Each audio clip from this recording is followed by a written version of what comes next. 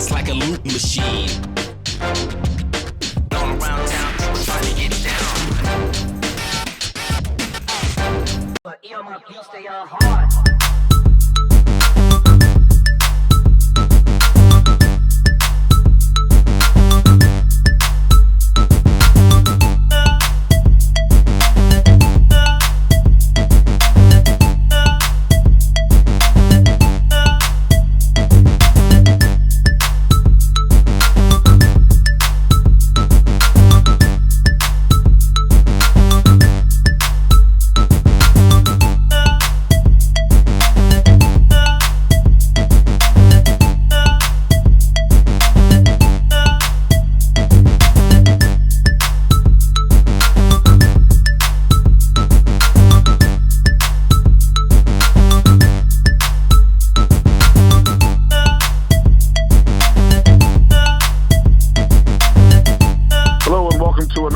Of the BCSN Sports Wrap, our Week 6 Wrap-Up Edition show.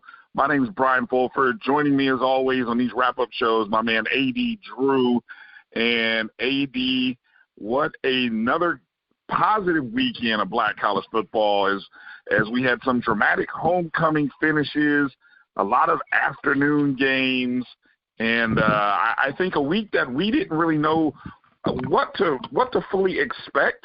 I don't think we had any premier, primetime, mega matchups, but we ended up with some pretty good games overall. So how are we doing, my man? I'm doing all right, and I can't remember who coined the phrase, prediction sure to go wrong. You know, we debated over what was going to be our game of the week and our games of the week. And the ones that we picked did not turn out to be the games that we thought they were going to be. And the ones that we put on the cut list were the ones that we should have talked about. But it is what it is. Yes, most definitely, most definitely. Before we get into the show, we want to remind you to take a look at our Instagram, Twitter, and our Facebook pages. Find us with the username at MyBCSN1. That's where you can find us on Instagram and Twitter. And it was a busy day on Saturday. I'm not lying. A lot of tweeting going on Saturday. And so there's a lot of action there. And then, of course, we're on Facebook. And you can also find our BCSN Sports Wrap show on Facebook as well. So, AD, let's jump right in. We got a lot to do. We even got some special interviews in this episode, courtesy of our man, Roy Evans, who actually had a couple of interviews with some coaches who had some pretty big games on Saturday.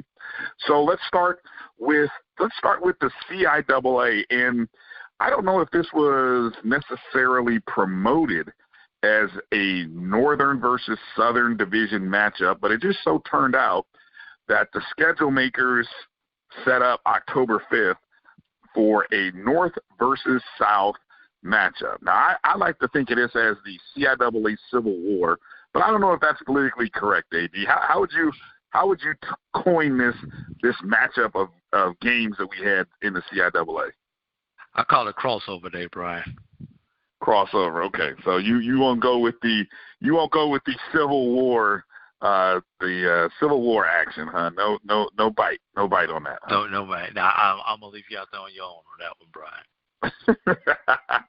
Yeah, so the matchups that we had, and you know, we on our preview show, we spotlighted 3 of these matchups, and all 3 of them turned out to be blowouts. And probably the one game that we thought that we left off turned out to be the closest game. So let's start with the games that we did select.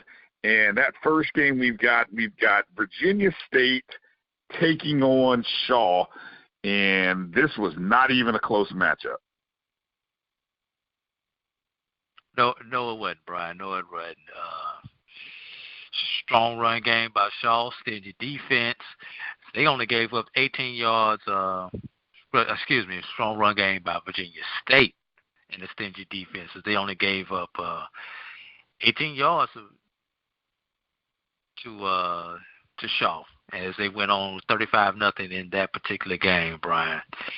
Trojans had 3 people run for at least 70 yards. Darius Higgins had 89 yards. Torrey Wallace had 71, and the quarterback, Cordero Cook, chipped in 70 himself to finish with 258 as a team on the ground. Yeah, most definitely. A nice showing by Virginia State. They improved to, I believe they moved to 4-1 now in the conference or overall. And Shaw, this was sort of here's a Shaw team that is up and down in some games. Nearly pulled the upset over Bowie. Did pull an upset off of Shawan. But this time Virginia State looks for real. They 4 wins in a row after losing their season opener. So a strong start by the Trojans. Moving on to another game that we had spotlighted and thought we were in store for a big-time showdown, and it was Fayetteville State versus Shawan. And it was Fayetteville State's homecoming, and we thought, maybe I, more than anything, really thought that Shawan would actually come to play. We knew we had 2 offenses that had put up a lot of points, and it just so happened that Fayetteville State was the one that jumped out to a lead. And this time, they jumped out to a lead, and they didn't let Shawan back in this ball game. They beat them up 66-20. Yeah, Shawan did actually score, so it was 66-20 on homecoming. A big day for the Broncos of Fayetteville State, AD. Yes, it was. The Broncos had 4 players run for at least 60 yards, including Stevie Green, who had $187, and Johnny Gillespie with $112. So that's 300 yards right there of the nearly 500 yards that Fayetteville State quarterback Richard Latimer was 11 of 16 for 129 yards. So you're talking almost 650 yards of offense there from Fayetteville State. And they really came to play and to try to get the alumni to make those extra donations on homecoming there in Fayetteville, North Carolina. Bryce Witt did what he could with 206 yards of total offense for Shawan, including 158 passing, and then the rest of it on the ground. Had 2 touchdowns on this particular day. This time, Shawan was unable to mount a comeback after being down early. Should be noted, Fayetteville State not only had Stevie Green rush for 3 touchdowns, and his runs, I believe, were 68, 25, and 30, but then Dornell Walker, he punched in 3 rushing touchdowns as well from 3, 7, and 11. So a big day, a double trifecta for the running backs for Fayetteville State, who, again, move into a now 4-1 record. You know, I saw something, AD, and I think this came, I can't remember who I saw this on Twitter. We'll talk about scheduling maybe later or next show. And Fayetteville State right now with a nice record of 4-1, but their opponents have a combined record of 2-17. So they are feasting off the famine of their opponents right now. I guess they're doing what they're supposed to be doing, but in comparison to some other teams on the D2 level or even within their conference, definitely aren't garnering enough support to break into the top 25 polls just yet. We're going to give Fayetteville State the Office Depot Award. You remember the commercial, Taking Care of Business, Brian? That's all they're doing. They're just taking care of business. They're beating the teams that they're supposed to beat. They need to use these games for tune-ups as they're going to get into the on their half of the conference. Livingstone is probably going to be the toughest opponent on their half of the conference. Although Winston-Salem State looks like they're starting to figure it out. They've been close all year. They had a surprise victory against Tuskegee earlier this year. So, but Fayetteville State will probably once again win the South. And correct me if I'm wrong, the teams that they play in on the northern half, Shawan was the toughest opponent that they have out of the North. Am I correct on that, Brian? You're correct. If I recall the schedule correctly, they do not play Virginia State. They do not play Virginia Union. They do not play Bowie State. So Fayetteville definitely benefiting again, as they did last year, from the scheduling matrix that has them sort of avoiding the best teams in the Northern Division. So I firmly think that they will end up back in the CIAA championship for a fourth consecutive year, and it'll just be, who will they face from the North? One of those teams that you mentioned, well, I don't know if you mentioned them, but you mentioned Winston-Salem State, and this was a game that we actually didn't spotlight it as one of our three top games. It was, I thought it'd be one of the four top games, and it actually turned out to be probably the best game from the Northern Southern Division challenge or crossover day, as you called it. Bowie State ranked 20th in I believe it's the AFCA coaches poll, Division II poll. They got a 23-13 win over Winston-Salem State, and Winston-Salem now dropping to 1-4, and a lot of questions beginning to be asked on the Rams side of the ball. But AD, it was a good win for Bowie State. Another close game for Winston-Salem, but Bowie just a little bit too good on this afternoon. And Bowie, once again, except for the St. Augustine game, Bowie played from behind. Now, they did not wait until late in the fourth quarter before they took this game over, as Winston-Salem jumped out 13-0 early in the game. But even still, Bowie had to come from behind to win this game. So, Bowie State's up there. They're ranked, and I think a lot of their ranking right now is just based on name recognition because of what they've been able to do over the last 3 or 4 years. But Bowie's going to have to figure out how to get out in front of a tougher opponent and not wait until the third or the fourth quarter to come from behind on these tougher opponents, Brian. Yeah, and what you mentioned, Winston-Salem jumped out to a 13-0 lead in the second quarter, and then that's when, it's kind of the scoring actually started on a blocked PAT attempt after the Rams scored their second touchdown in the second quarter, and that's when Tevin Singleton returned the PAT 98 yards to give Bowie their first score. And then Bowie would go on to score 21 more points, and that would shut it down for them. I got to give some props to quarterback Jerome Johnson for Bowie. I'm going to try to pull up his stats here. It was pretty impressive on both sides, as he was see if I can pull it up here. Doggone CIAA website is acting a little funny here. I know rushing-wise, he had 122 yards rushing, and trying to pull up his I'll give it one more shot here. Okay, here we go. Yeah, Johnson, only 7 of 15 for 77 yards passing. He did have a touchdown, but then rushing, he had 122 net yards and a touchdown as well on 19.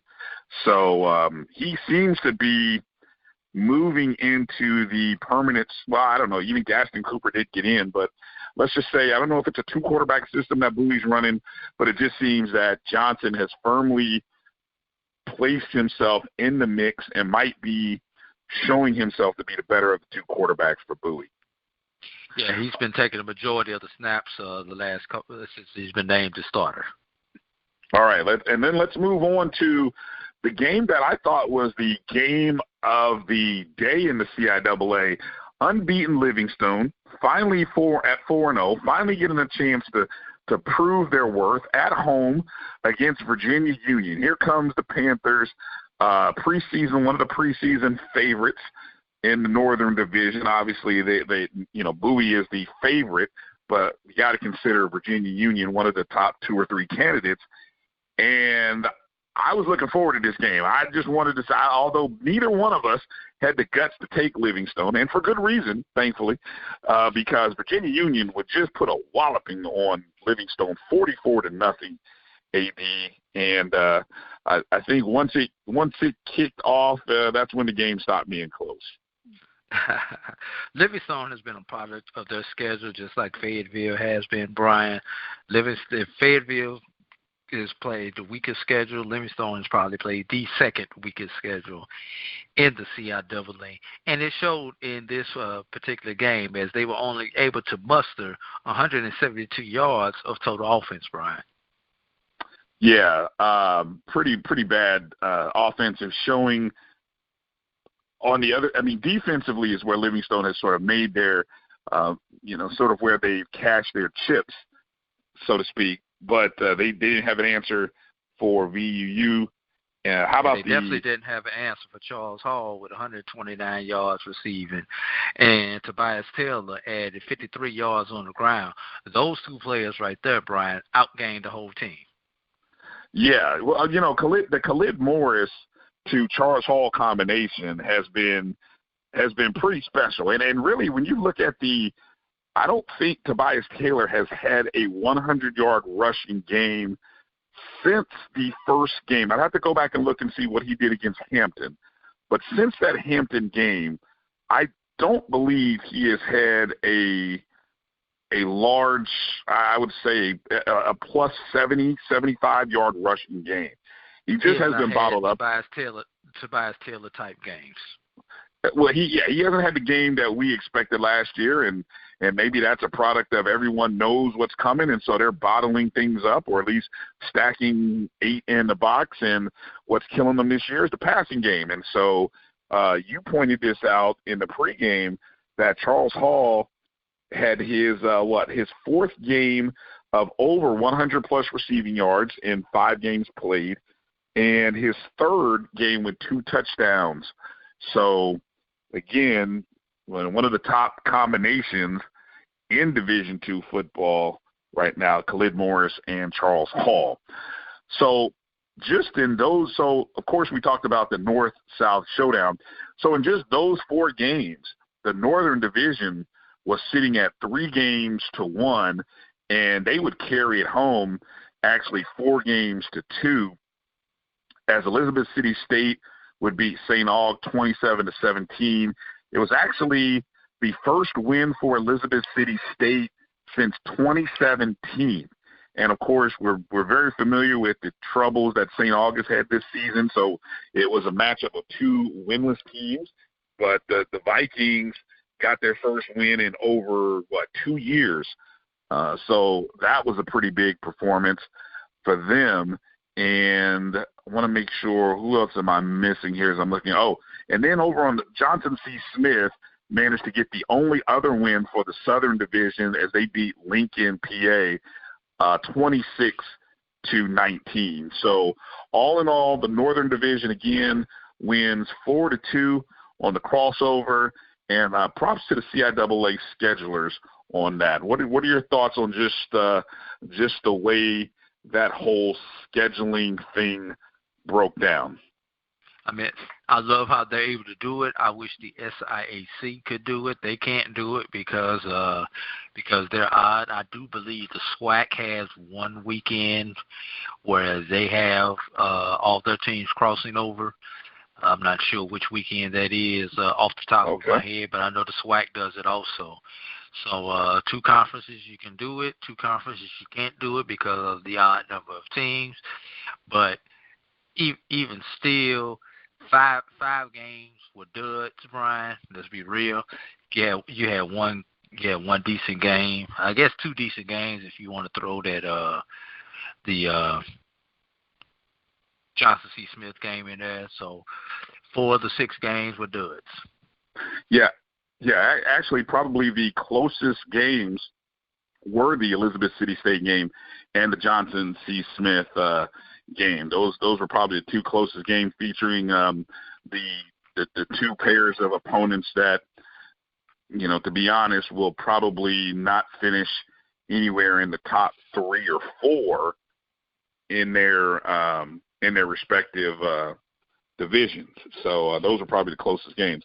I still will advocate, and then we'll move on for a second. I will continue to push and beg and plead for anyone listening. I would love to see a CIAA versus SIAC weekend matchup. Just give it to me. 12 versus 12, or hell, make it 11 versus 11. I don't,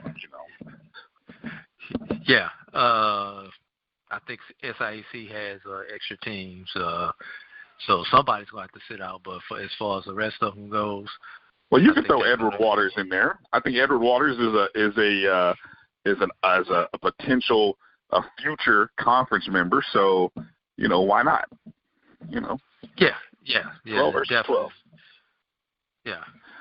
Yeah, let's move on, AD, as we're covering some more games in the D2, and I want to move down to the NAIA for this next game. The Langston Lions rolling over Lyon College, 60-7. This is one of our spotlight games. You called the offense. You said it would be a lot of scoring. I thought it would be some scoring on both sides of the ball. It seems like it was a pretty one-sided affair for the number 17 ranked Langston Lions. Yeah, Tim Whitfield rushed for a season-high 230 yards and 4 touchdowns for Langston.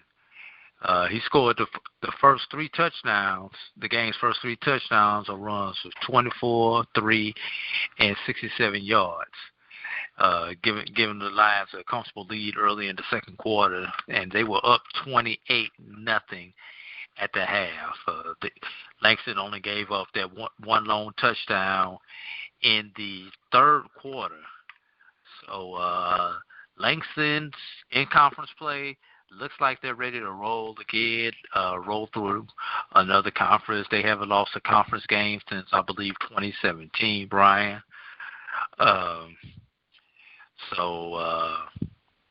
Quarterback Raekwon Washington for Langston. It had an okay performance, 7 of 19, 111 yards, 77 yards on the ground. But the most important thing, he got the W for his team. Yeah, it's interesting for Langston that 2 years of really being led by a dynamic quarterback, now they've transitioned and they're being led by a dynamic running game. Whitfield was the leading rusher in all of black college football back on week 4 when he rushed for 182 yards a couple of weeks ago. And so now he hits the 200-yard mark. Surprisingly, though, he was not the high mark of the weekend. We'll get to that a little bit later in the show. But just a final note on Langston. They had 9 possessions in this contest against Lyon College. They scored either a touchdown or a field goal in 9 of those 13 possessions. I'd call that a pretty dominating game, especially when you get off to a 28-0 start in the first half. So props to Langston, and we'll actually be out there broadcasting that game this upcoming week, as I don't have it in front of me who their next opponent is, AD, but I know we'll mention it on the Thursday preview show. And but I know that game will be broadcast on the Black College Sports Network, so you'll be able to see what all the fuss and the buzz is about. Moving over to Arizona Christian at 12 o'clock Central Time, Brian. All right, that's 1 o'clock Eastern Time. All right, moving on to a team that you fell in love with quickly, and I'm starting to jump on the train here with you, and that's the West Virginia State Yellow Jackets on homecoming, hosting West Liberty in the I believe it's the Mid-Eastern Conference, Division II Conference, and they're rolling right now. The they started the season with a couple of 3-point wins, and then of course they had to play an FCS opponent, 20th ranked Southeast Missouri from the OVC, and they got pretty much manhandled. But then they came back the next 2 weeks, last week and this week, with a pair of 10-point victories. They actually had to do a little work on this one, AD, but they still got the win, 39-29. Yes. For the Yellow Jackets of West Virginia State, it's kind of a dud first quarter, but they opened up in the second quarter and were able to go up 3-0 early in the second quarter on a 17-play drive that lasted 8 minutes, Brian. And I'm trying to quickly go through my notes here, Brian. Well, they led 19. I saw that they led 19-6 at halftime before Correct. they actually gave up 17 straight points coming out of the half, and actually found themselves down 23-19 in the fourth quarter. Yes. That would be the case, but let's see. They went up. They got a 65-yard. Excuse me, I just had my computer just went out on me for a second, Brian. They went 65 yards on 3 plays, and went back up on West Liberty 30-21 in the fourth quarter with 7:39 left to go, and then a snap out the back of the end zone for a safety gave West Virginia 2 more points with 6 minutes left on the clock. Then West Virginia State made it 39-21 when Lucas rushed for his second score of the day. West Liberty did manage to get a meaningless touchdown with a minute to go. So kudos to West Virginia State. Brian, look at this balance right here. You can talk about run, pass, 289 yards on the ground, 291 yards in the air. You can't get any more even-suited than that, Brian. You know what's interesting about this West Virginia State team, AD? I looked at their common opponents, their opponents' records from this season so far, and I'm even including Southeast Missouri have a combined record of 12-13. And actually, if I took out Southeast Missouri, they would actually be 9-11 in just their D2 opponents, and pretty much their entire schedule consists of conference games. I mean, the conference is that loaded. It's a round robin conference where you play everybody. So there's 12 members in the conference, or 11 members, I believe, and you play everybody at least once. And so it'll be interesting to see how it plays out going forward. But they've already picked up some quality wins in their first couple of weeks against 2 of the better conference opponents, Frostburg and Glenville State. And as the season goes, we'll definitely be following them along, and I think it'll be exciting. I may have misspoke earlier, AD, in terms of the conference name. It's the Mountain East Conference. Mountain East Conference. So I may have said something else, but it's the Mountain East Conference if you want to take a look at West Virginia State. All right, Brian, let's move. You got your hoodie ready so we can go cover that playoff game in the cold that they're going to be playing? I won't be there. You give me some apple cider, maybe I make it out there, but we'll see. We'll see how the road goes. Still a lot of football left to be played. Let's get to a couple of SIAC matchups, and the first matchup, we had 2 really interesting SIAC contests, and the first one I want to get to was in Atlanta, Georgia. In the AU, it was Kentucky State coming in ranked, I believe, number 4 in our BCSN under D1 top 5, coming in off of a big win against Jackson State. And then you had Morehouse, who's hosting a second consecutive week. Last week, they suffered the tough loss to Savannah State, and now they have to turn around and take on Kentucky State And this one would go down into the fourth quarter, AD, and Morehouse would find a way to upset the Thoroughbreds, who are still looking for their first win against a D2 opponent. They are unbeaten against FCS teams, mind you. So Morehouse would get the 33-24 win, AD. Break this one down for us.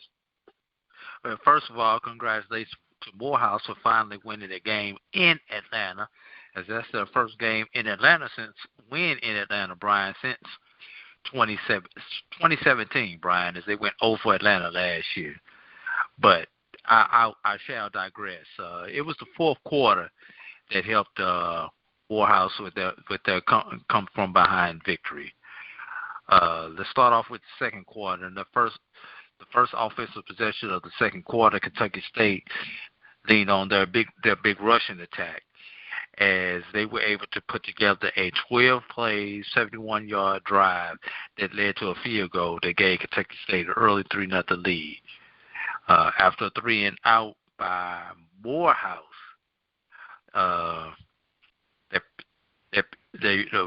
they punted the ball and downed the ball on the 1-yard line, and Kentucky State was able to go the distance in that particular excuse me, I've got that backwards.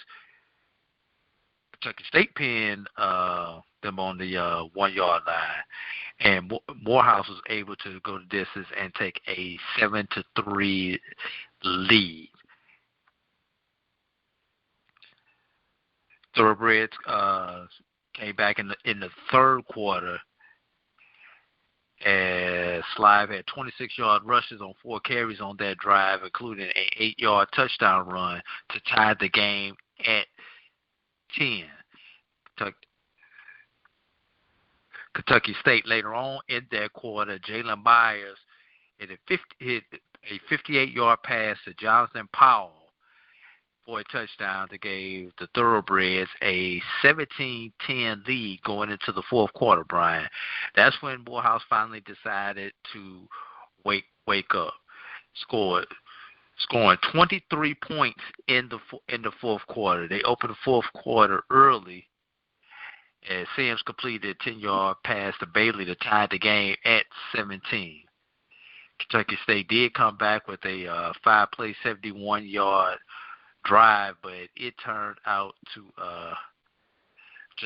not go the distance and wound up kicking a field goal to cut the deficit to 24-20. Then a fumble by Slive, and Morehouse would take the lead for good at that point, to go up 26-24. Then preseason, one of the players of the year, Dunn, broke free for a 17-yard touchdown run that increased Morehouse's lead to 33-24, Brian. So big fourth quarter by the Morehouse Maroon Tigers, scored 23 points in that fourth quarter, Brian. Yeah, and I will say, because I was listening as I was tweeting this game and listening to it on the radio, on the play-by-play by Morehouse, I can't express to you how big a fumble that was by Slive. And then for Morehouse to come right back 4 plays later, Tremel Gooden with essentially what was a jump ball. I mean, literally, he mossed the DB for that touchdown. And of course, at that point, Morehouse essentially got the ball after another drive by Kentucky State stalled. And you would have thought, it kind of, listening to the play-by-play, it sounded like Morehouse was going to go into sort of a victory formation and take a knee, because there really wasn't a need to score. I think they had that game in the bag. And then, probably I think the defense thought they were going into a victory formation as well. But anyway, Santo Dunn, once the ball was handed off, pretty much Santo Dunn just kind of scooted around the corner to go get that. So a pretty, you're still playing even though the game's over, but a little cheapy touchdown at the end of the ball game. So definitely was a closer ball game than the score indicated. It probably should have finished as a 26-24 game. But I don't know what the line was. But let's just say if Morehouse was a touchdown favorite, they can thank Santo Dunn for that extra score. And if you had Kentucky State in the taking points, so you can call that a bad beat. So I'll just leave that out there. Not that I know of any lines off there. I'm just saying that would have been a bad beat on any other level. All right. The only thing you worry about that is that one of those kind of games that'll come back and haunt you. They say karma is a B, and is that play one of those type of plays that'll come back and hurt you somewhere down the line, Brian? All right. Well, hey, let's do this. Let's take a pause. Let's take a break. When we come back, we're going to talk about a game that basically took 2 days to play, and we've also got an interview with the coach of that winning team as well when we come out of this break. You're listening to the BCSN Sports Wrap and our wrap-up show of Week 6 in the Black College Football Week. We'll be back right after these words. Majesty is a premium health and wellness tea line focused on bringing delicious yet healthy tea blends to the community. Filled with an abundance of vitamins and antioxidants, we work to blend teas with exotic spices and fruits to produce scrumptious and wholesome beverages. So check us out at mymajesties.com. That's MyMajesties.com. My Majesties, an Urban Passport member. In the beginning, there was nothing but darkness. Then with one beautiful bang, there was light. But with light came life. And with life came thought. And with thought came endless possibilities. Time and space are not infinite. And as such, the Creator has tasked me with the tremendous responsibility of destroying alternate universes. So I created a tournament where I allow beings from countless possibilities the chance to fight for their place in space and time. I am Alpha, and this is Versus.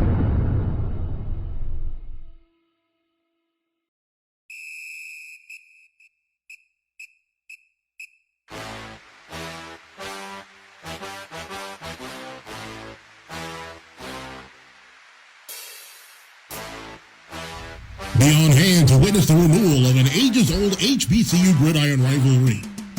It's the inaugural AME Football Classic taking place on Saturday, October 12th at 3 o'clock p.m. in Jacksonville, Florida. Head coach Greg Ruffin and the Edward Waters College Tigers take on head coach Teddy Keaton and the Allen University Yellow Jackets. For a limited time only, take advantage of our early bird ticket special at $15. For more information, call 904-470-8276 or log on to ewctigerpride.com.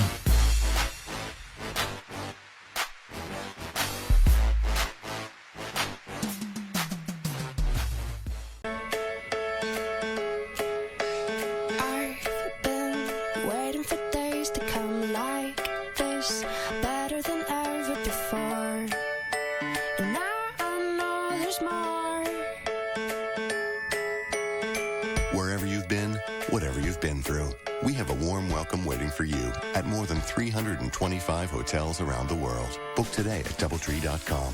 DoubleTree by Hilton, where the little things mean everything. The Black College Sports Network is proud to partner with ComputerRatings.com. That's CompuGHTER ratings.com for the upcoming college football season. ComputerRatings.com delivers rankings, game predictions, and statistics for hundreds of professional and collegiate teams.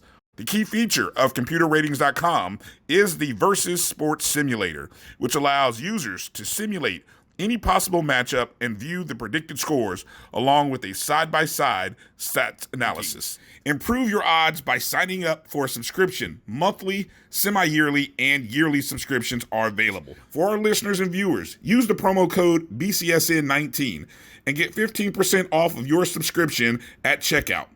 Visit www.computerratings.com. That's ComputerRatings.com. PUGHTER, ratings.com. Hello and welcome back to the BCSN Sports Wrap. Brian Fulford here and AD Drew as we're coming back, and we've already started on our Week 6 wrap-up. We got through the CIAA matchups. Some of our friends from our independent conferences and the NAIA just started talking about one of the bigger games from the SIAC, Morehouse and Kentucky State. But let's get into some more SIAC matchups from the week, and we'll start with the game that at one point, who knows, you would have thought this game between Albany State and Tuskegee would be maybe a teaser or a preview of a potential championship, but nowadays with the way that Tuskegee's season is going, I don't really think this matchup will materialize as we thought, as Albany State would come out with a 21-0 win over Tuskegee. AD, maybe you could tell me, when's the last time Tuskegee was shut out by Albany State? As a matter of fact, let me add, wasn't it the reverse last year, if I'm not mistaken? It was a reverse last year. Now, I don't know when the last time Tuskegee was shut out by Albany State, but this was the first time Tuskegee has been shut out since 2017 when they lost to Findlay, which was a non-conference matchup. So I got to do the research to find out when was the last time Tuskegee was shut out in a conference game. You really would have to go back some years. I definitely know that this probably might be the first time under Coach Slater. So it's probably been a while since Tuskegee has been shut out. What helps is when your starting quarterback throws 3 interceptions in the first half. It's kind of hard to put points on the board as Ahmad Durangis threw 3 interceptions in the first half, one which directly led to a Albany State touchdown. AD, what's crazy is, remember there was a point during the preseason when we thought that Tuskegee probably had the best 1-2 quarterback dilemma situation of anybody, maybe in black college football, but I don't know, the people over in Alcorn State might argue that their 1-2 quarterback combination right now is a lot better, and there might just be other people that might say they have a better situation, and it just seems like the quarterbacking over at for Tuskegee has not gone to script, or at least as we thought it might. Do you hear that, Brian? That's Bowie State in the background talking about, don't forget about us with our 2 quarterback situation also. That's true. That's true. Just wanted to throw that out there. But yeah, you had last year's conference MVP and the offensive player of the year from 2 years ago at quarterback. You didn't know who was going to play quarterback for your team. Right now, a lot of the Tuskegee fans are wishing anybody but these 2 would play quarterback for the Golden Tigers. Wow, yeah, hard times there. Albany State moves to 3-2, 2-0 in the conference. Tuskegee falls to 1-4 and still winless in conference play. So tough start there for the Golden Tigers, but there's always the next opponent, and you never know. Stranger things have happened in conference play. The one good thing probably about this game for Tuskegee, Brian, is I believe this is that SIAC crossover game that does not count towards the standings. Okay, good point. Moving over to a matchup, Fort Valley State traveling down to Florida to take on Florida Tech, Division II opponent. I don't want to call Florida Tech necessarily nationally ranked, although they are a school receiving some votes. So I don't know how you even categorize the receiving votes crowd. But let's just say it was a big win. If I saw what I saw on Twitter. I saw a lot of dancing and a lot of celebrating as Fort Valley State, who started the season 0-2, have won their third game in a row. The first time they've had a win streak like this since 2017, which, of course, was a year in which Fort Valley State ended up playing in the SIAC championship, if I'm not mistaken. They would end up getting a 33-29 win, AD, and a big win for Fort Valley State. The Wildcats. Yes, it was. And the big play of the game, the game-determining play came at the end after consecutive timeouts by each team with 33 seconds left, Brian. Fort Valley State broke up the Wildcats broke up a Panthers pass with 33 seconds left in the game to seal the 33-29 victory.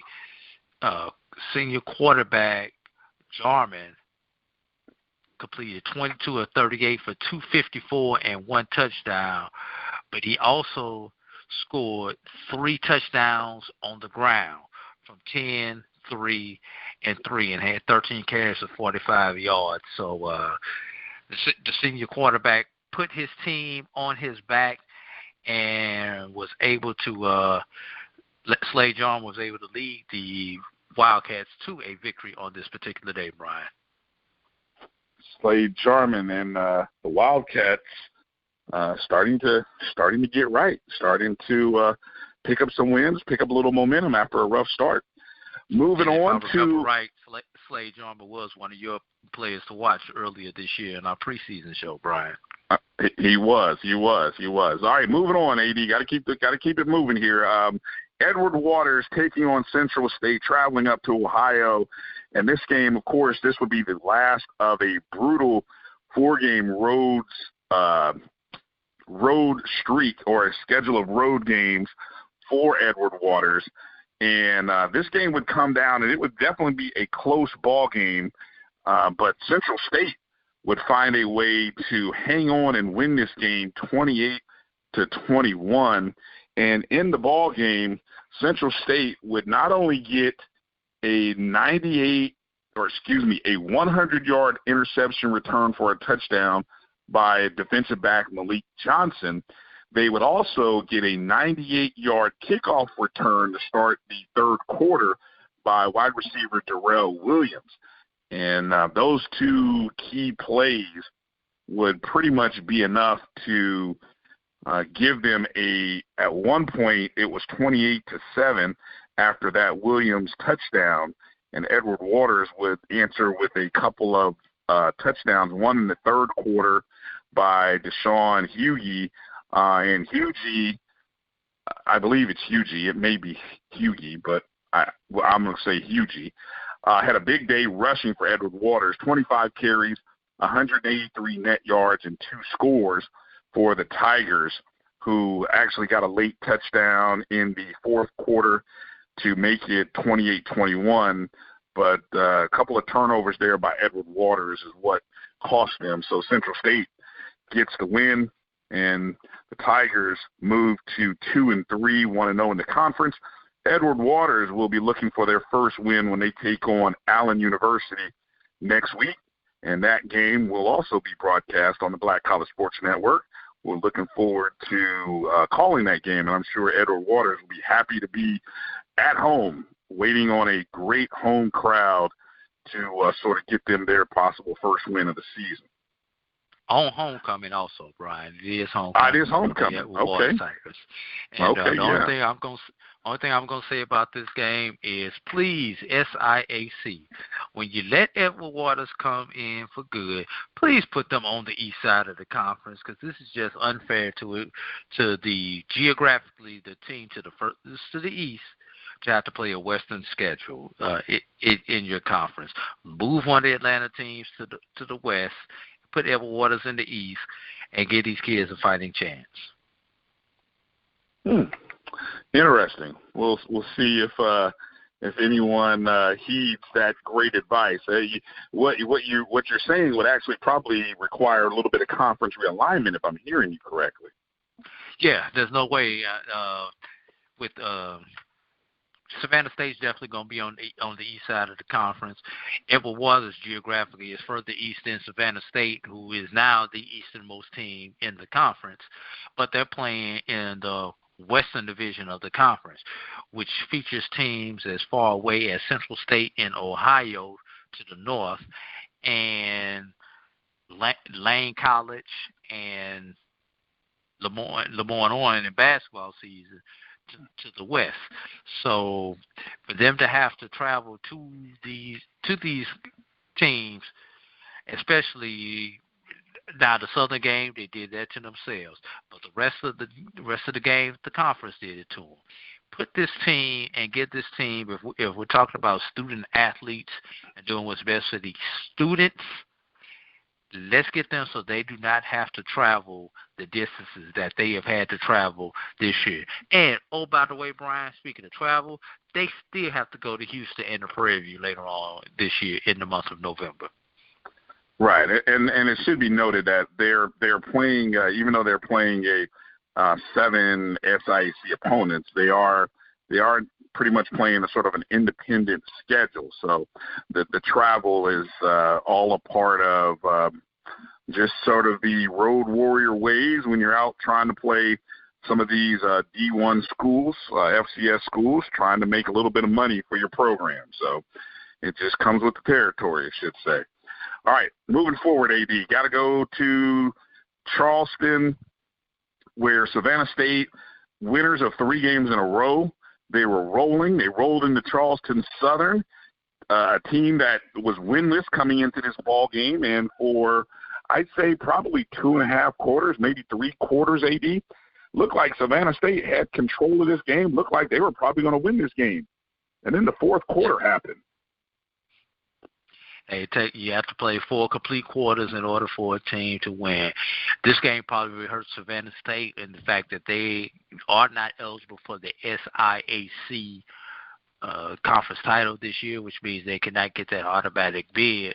But a victory in a game such as this would have gone a long way into Savannah State possibly being able to get an at-large berth, one of those 4 at-large berths into the Division II playoffs in the South District. Yeah. So late in the third quarter, Savannah State, and I think there were a couple of drives there. Savannah State's Giovanni Lugo had a couple of big field goals, one of 49 yards in the second quarter, and then another of 39 in the third quarter. And Savannah State was up 19-7. Before Charleston Southern would score a touchdown in the third quarter from 4 yards out, score another one on a 1-yard run in the fourth quarter, and that would give them a 21-19 lead, and they'd get another field goal that gave them a little bit of insurance against a possible field goal by Savannah State, and they would win 24-19 with 10 points. The one quarter that Savannah State was shut out in was that fourth quarter, as Charleston Southern would get with the outright win, 24-19. Savannah State now 3-2 on the season. All right, and so moving to what I thought probably AD was and when you look back on it, had to be probably the most interesting game of the night. It had to be Miles taking on Clark Atlanta, and a game that originally was scheduled to start at 4 o'clock Central Time, 5 o'clock East, got delayed for a couple of hours. There was some crazy weather going on in Alabama, AD. I don't know what was going on with the weather in Alabama, but it affected several games throughout the country around this time of the afternoon. So the game got pushed back a couple hours to start at 6. And, pretty much, Clark Atlanta would have a great 3 quarters of action, pretty much. They had a 27-17 lead with about a minute remaining in the third quarter before there was a lightning delay. And the lightning delay would actually occur, if I'm not mistaken, AD, somewhere around 9 o'clock. And because it was a conference game, they had to push this game. They had to play this game, and the game did not resume until 12:38 Eastern or Central Time. 12:38 Central Time, which is 1:38 Eastern Time, is when they actually went back out on the field, went back through warm-ups, went back and played the rest of this contest. And once they came out of the delay, AD, it was an entirely different ball game. Yeah, yes it was, Brian. Yes it was. On a 3rd and goal from the Miles 2, the Panthers attempted to run a reverse, but receiver Maxwell Wells intercepted the ball by Caleb Robertson in the end zone, 52 seconds remaining in the game, to put an end to the game for everybody. I don't want to just say for Miles, but it was such a crazy game, Brian. You know, they say homecomings are supposed to be memorable.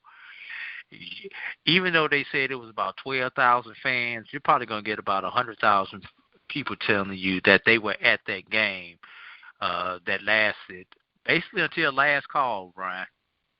You know, I was going to say that last call at the game. You had no time to go to the club if you finished that game. That game did not go final until 2 something in the morning Eastern time. 1:29 Central. Yeah. I knew it was 2:20. And you know, I say this because I happened to wake up 5 o'clock in the morning for some reason Sunday morning, and I'm looking at Twitter, and I come across the game report, and I'm like, this just got posted 3 hours ago. And I'm like, what?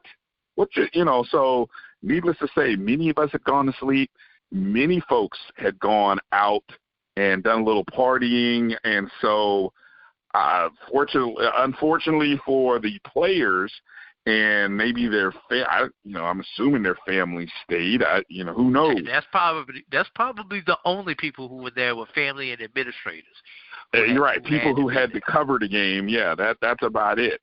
But most everybody else had left. And so anyway, now basically a tale of 2 games for Clark. I mean, Clark, what a gut punch. I mean, they had a great day. I mean, you got to give some credit to Charles Stafford for Clark. I mean, he was 30 of 55, 371 yards and 3 touchdowns.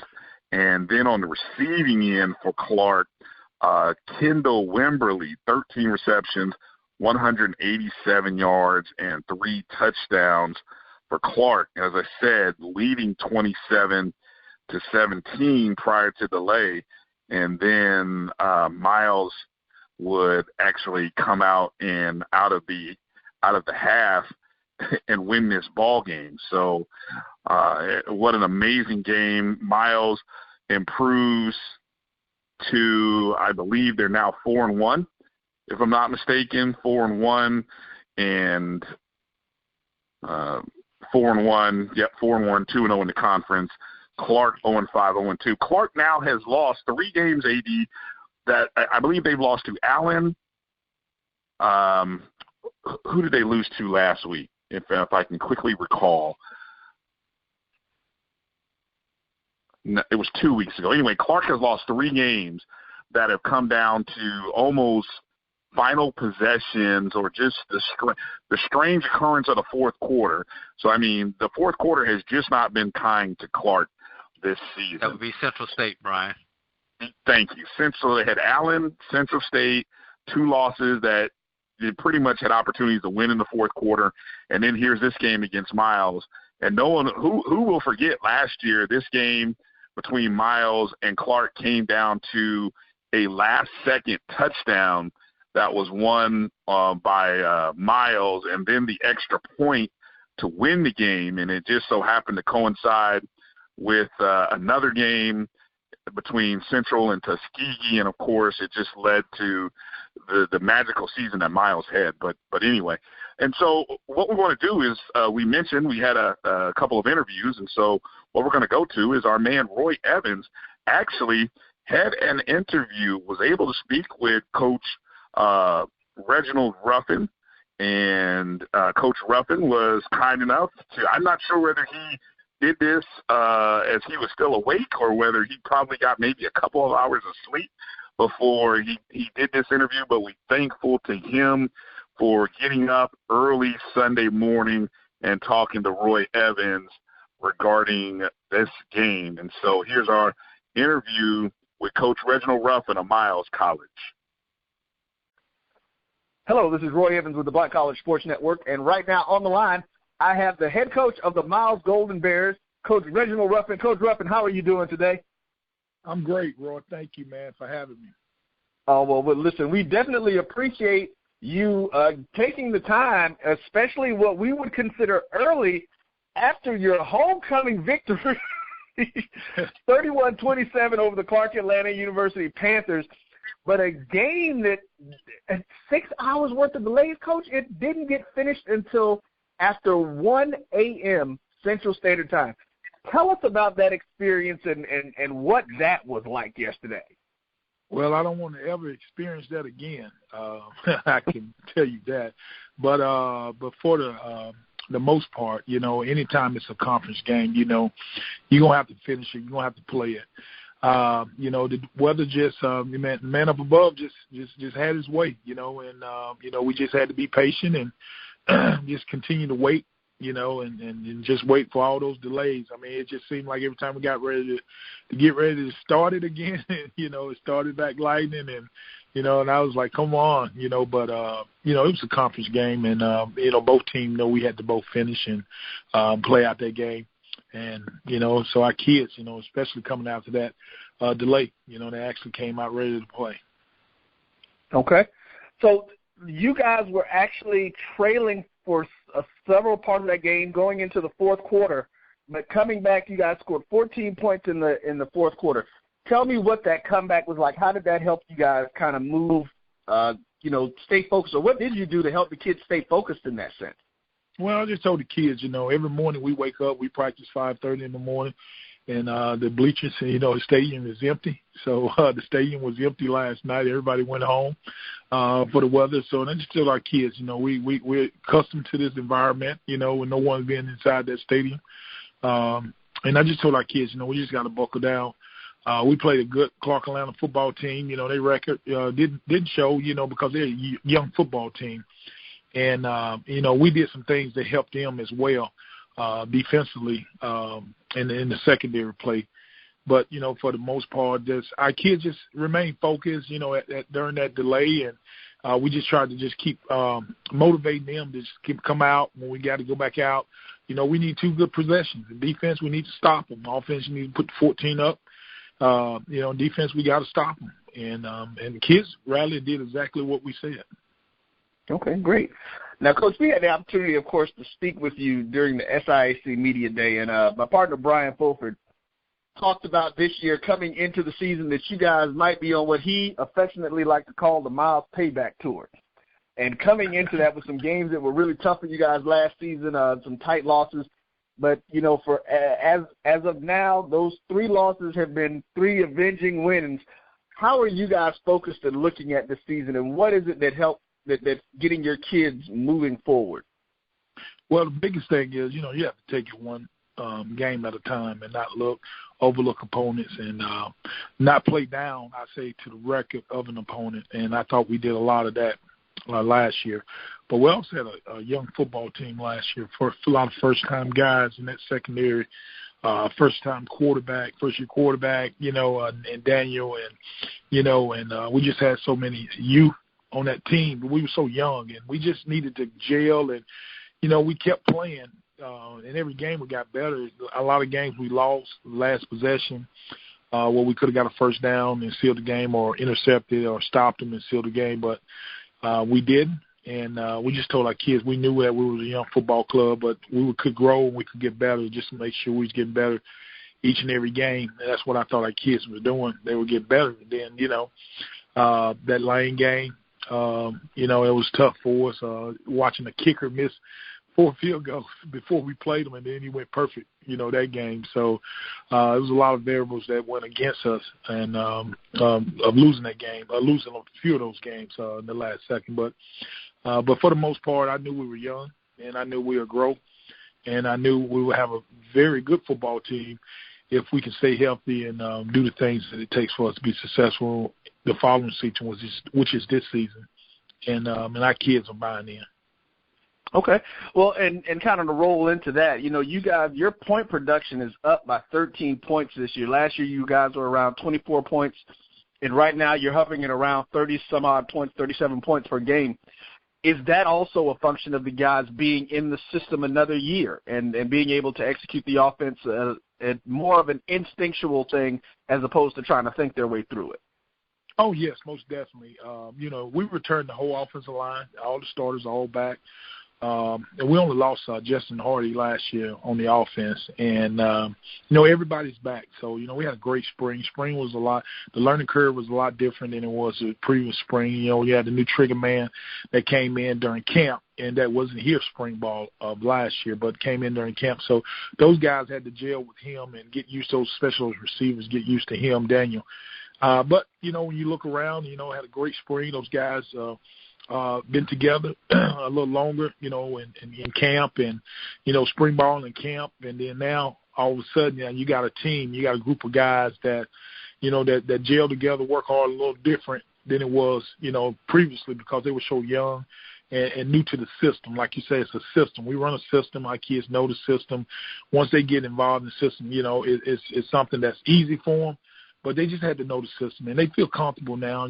Coaches are still coaching, but, that curve is a lot different now. When they tell them to run straight, they actually go straight. Last year, if they say go straight, run the post, they kind of ran, a curl. So, now they know all the verbiage, all the, the signal. So those guys are doing a real good job on offense. Okay, well, great. Now, you guys are off to your best start since 2012. And there's a lot of buzz around the SIC and around the Miles faithful talking about some of the goals and things that they would like to see this team be able to do going forward. What are some of your goals as the team and as the coach? What are you guys looking to do as it relates to the success of your season? Well, first, our ultimate goal is always to win your conference. But we tell our guys realistically, we want to win every game. Every game we play, we want to win every game. And I want to take it one game at a time for as our goals.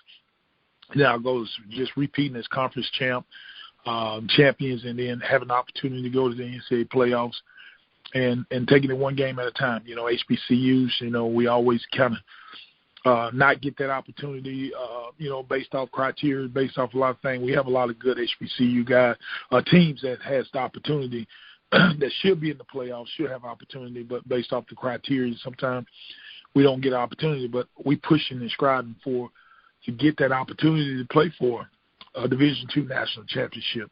That's important. That's a great goal. Me as a collegiate football player, winning 3 consecutive NCAA, national championships. That was a great feeling. And that's the same feeling that I have brought to this program. For our kids to look beyond the conference championship after winning it, and then try to go and be national champs. Okay. All right, well, Coach, a little earlier you spoke about one of the challenges that you want to try to make sure that you can do is keep the guys focused and not necessarily playing down to an opponent's record. Of course, this past week you played an 0-4 Clark team. You were able to get a win over them. You're traveling to next week to Columbia, South Carolina, to play Benedict College, who's also coming in as an 0-4 team, but they have put up points over the season. They've done some good things. What are you trying to do to get your guys to stay focused? Well, the biggest thing is we don't have homecoming, so I want Benedict to really enjoy their homecoming festivities this week and really party all week, party all night long, the way our kids do. Their homecoming week is just so tough. It's so tough. When I see our kids, and I'm a big advocate when it comes to homecoming because I wish I could take them all off campus homecoming week and you keep them focused. And that was tough, playing a team that didn't have a winning record, and it was homecoming for us. It was tough. And I know, you can't lose homecoming. So I know Benedict will really be fired up and ready to go, with their team. And Coach White, we have our battles, me as a player, me as a coach, and we had our battles, and this team is always competitive. They're always physical. And I just telling our kids, this is going to be a physical football game. Don't ever let their record, determine how good this football team is. They done had some breaks that didn't go their way here or there, but they're a tough football team. And we got a lot of work cut out for us, and we got to come ready to play. And it's their homecoming, and, our kids got to be ready for it. All right. Well, Coach, one last question for you. Is there anything that you'd like to tell the Golden Bear faithful or even the rest of the SIAC and the HBCU landscape as you guys get ready to move in towards the rest of the season? Hey, the biggest thing is always support. We play in a great conference in the SIAC, got a great commissioner, a great group of coaches that's in all sports, but you just keep supporting the SIAC, Division II, our HBCUs. And give back to our HBCUs. In order to receive, you must give. And I just want all our fans, our supporter, our alumni, just give back to your HBCU. Just give back your time, your talent, and your money. So just give back, and the sky's the limit. All right, folks. And once again, on the line with head coach Reginald Ruffin of the Miles College Golden Bears. Coach Ruffin, again, congratulations on that epically long win and that that great comeback at the end of that game. Hopefully you'll be able to get a little bit more rest today before you jump back into everything. But thank you for taking the time out to speak with us today. Well, thanks, man. I appreciate it. All right, take care. Yep.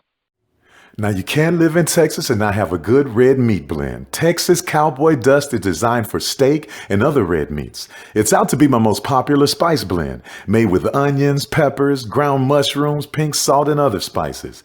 Texas Cowboy Dust also goes great with chicken, pork, vegetables, and adds a restaurant-quality sheen to gravies and sauces. The Cuvée Group is a Florida-based marketing and training consulting firm.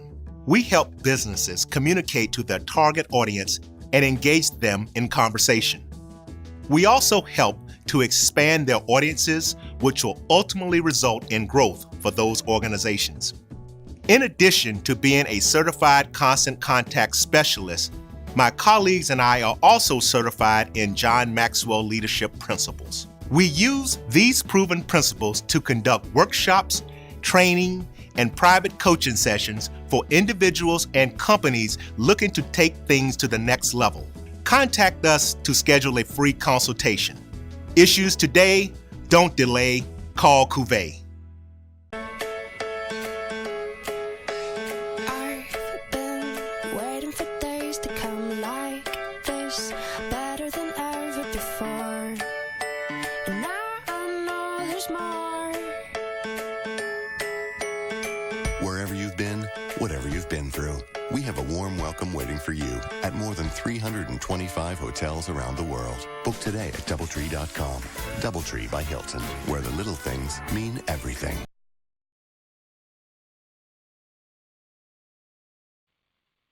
Welcome back to the BCSN Sports Wrap, our Week 6 wrap-up show. Brian Fulford here with A.D. Drew.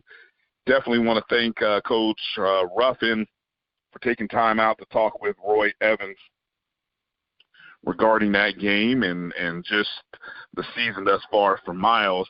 Want to jump to a couple of crossover games between a pair of Division II and FCS schools. And the first one that I want to go to, AD, was a homecoming game. And actually, they're both homecoming games. And we'll go to Itabena, Mississippi for the first one between Mississippi Valley State, the Delta Devils, who welcomed in Virginia Lynchburg in this ball game. And the Delta Devils, needing to get their first win of the season, would actually do that, 31-23. over Virginia Union Lynchburg. But I got to tell you, AD, it was not easy because even though Mississippi Valley State outrushed Virginia University Lynchburg, they outrushed them 153 to 53. They were pretty much outgained overall offensively, 342 to 185. I repeat, VUL, Virginia Union Lynchburg, outgained a SWAC team, Mississippi Valley State, 342 to 185 yards of total offense. VUL controlled the time of possession, 35 minutes to about 24, 25 minutes. But, you know, somehow the Delta Devils found a way, and actually there were two big plays that pretty much made this game for them, and one of them was an 86-yard kickoff return by Donald Johnson, which was a season high for the Delta Devils. And then there was also a 90-yard fumble recovery by Eric Powell. So taking into consideration special teams and defense coming up with two very big scores for Mississippi, but talk about a scary thought on homecoming when you get outgained like that and you still come out with a win, but you almost came away with a loss. Yes, and a loss to a team that's not even considered a full NCAA team, as I'm not sure they are independent of independence. That's the best way to put Virginia. Yeah, that's a good way of saying it. They're independent of independence. Yeah, they are the independence of independence. You know, wow. Virginia University Lynchburg just dominated the stats of this particular game, and that's all you could do in Mississippi. Just listen to everybody breathe a big sigh of relief, Brian. Did you hear it? They got a victory. Yeah. They finally got a victory. Hopefully they're able to get some confidence. That's all we can say. And yeah, the one stat that the algorithms and everything else that predicts these scores cannot take into account are turnovers. And that's what Mississippi Valley had to use in order to pull this victory out. Moving over to another contest between homecoming contest, a game for UAPB, ranked number 5 in our Division I top 5, our BCSN top 5 Division I poll, at hosting Lane College, the Lane Dragons, for homecoming. And, you know, you'll never forget, a year ago, UAPB dropped that season opener to Morehouse. And I got to think that there were moments in this contest, especially in the second half, where there might have been some fans or some alumni having flashbacks to that game, losing to an SIAC D2 team, because UAPB would actually they'd end up winning this contest 45-38. They had a 24-6 halftime lead, but it wouldn't be enough to keep Lane from outscoring them by a score of 25-7 in the third quarter, and it set up a pretty interesting back-and-forth fourth quarter that led to a 38-38 tie. And then with about maybe 4-something to go in the contest, Taylor Porter, the preseason first-team All-SWAC running back, would break off a 98-yard touchdown run with about 4 minutes to go, and it would turn out to be just enough to give UAPB the win, and they'd be 4-2. And if I'm not mistaken, if I read this right, UAPB has not had 4 wins in quite some time. I believe 2012 is the last time UAPB have seen a record of 4-2. And it's also, let's see, the first time since 2012, and they won its homecoming game for the first time in 7 years. So wow, and wow for UAPB. Yeah. What's interesting in this game for me, Brian, is what's up with UAPB's defense?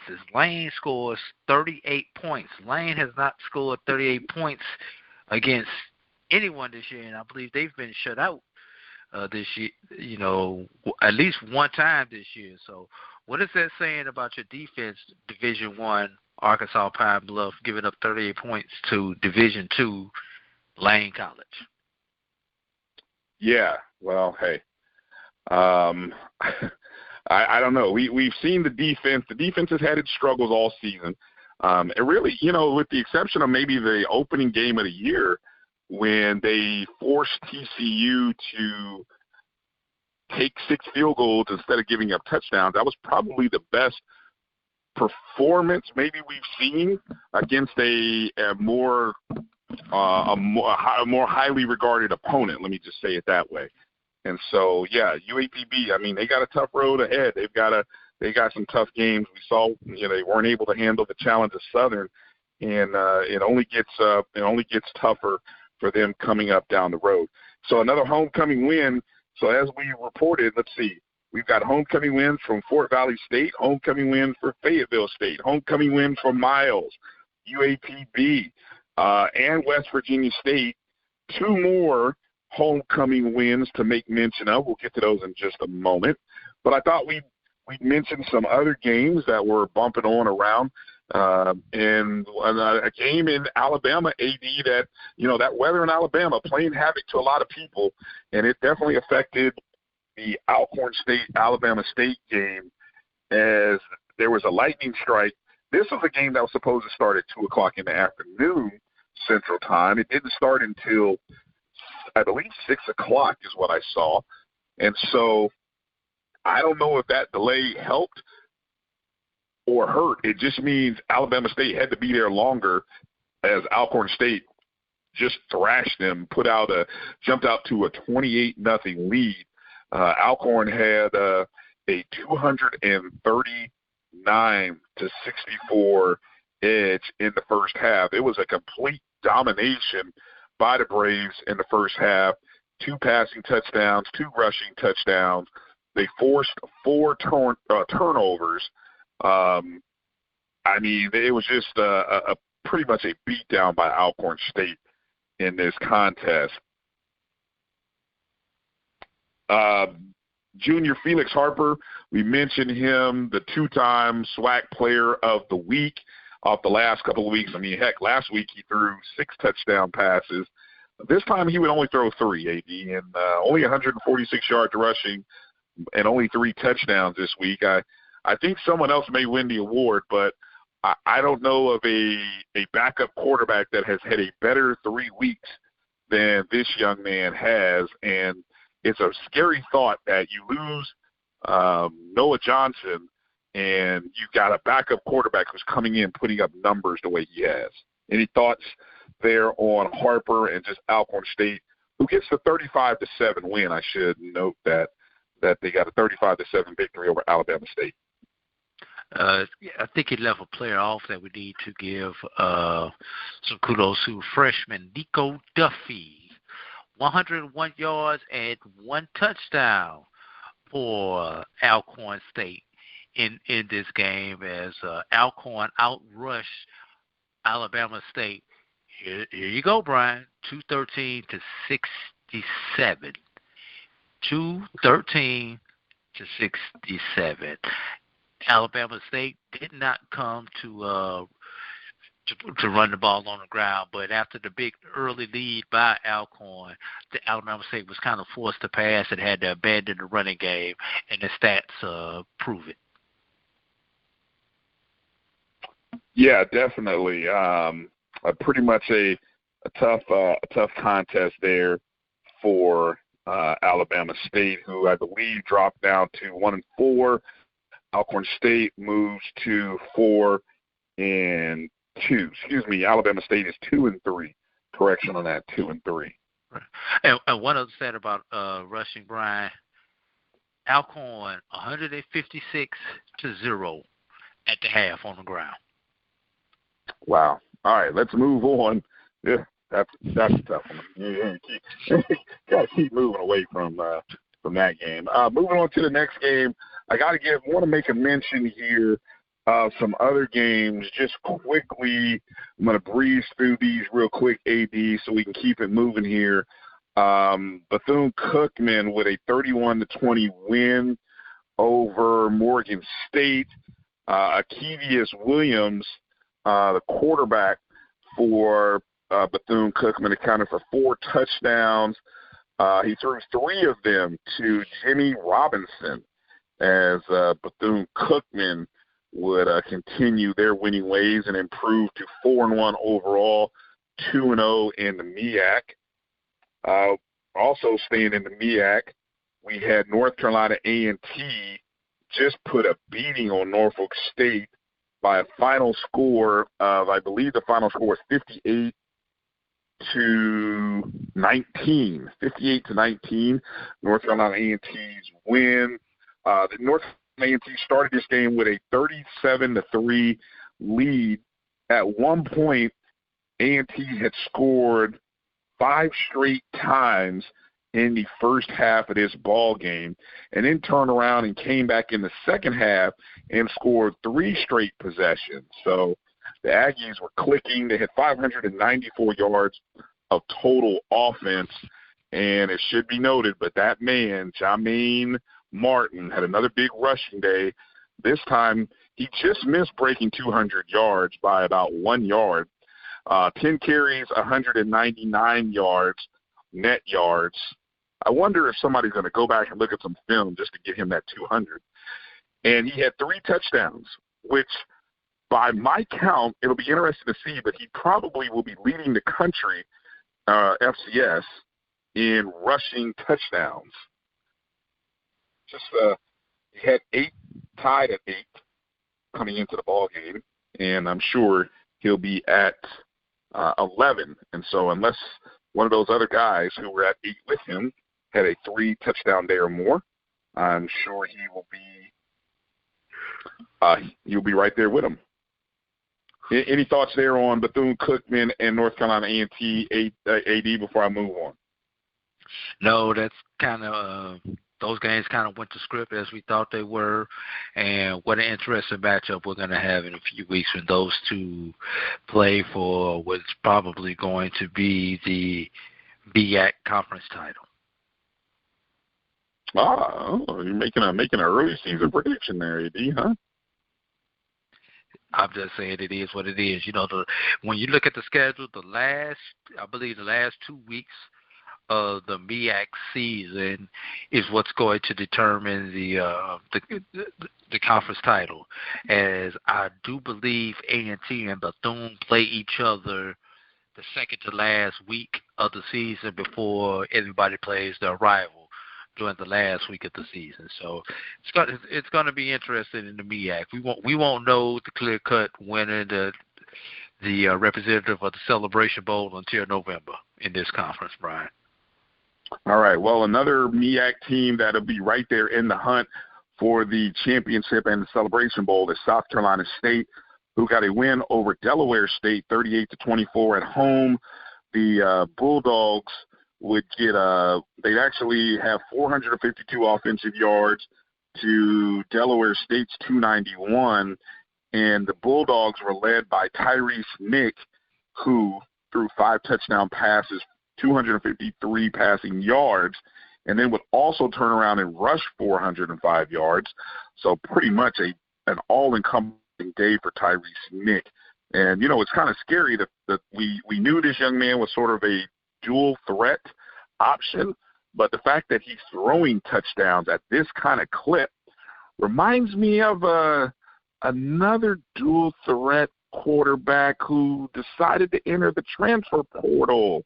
I don't know, just thinking out loud here, AD.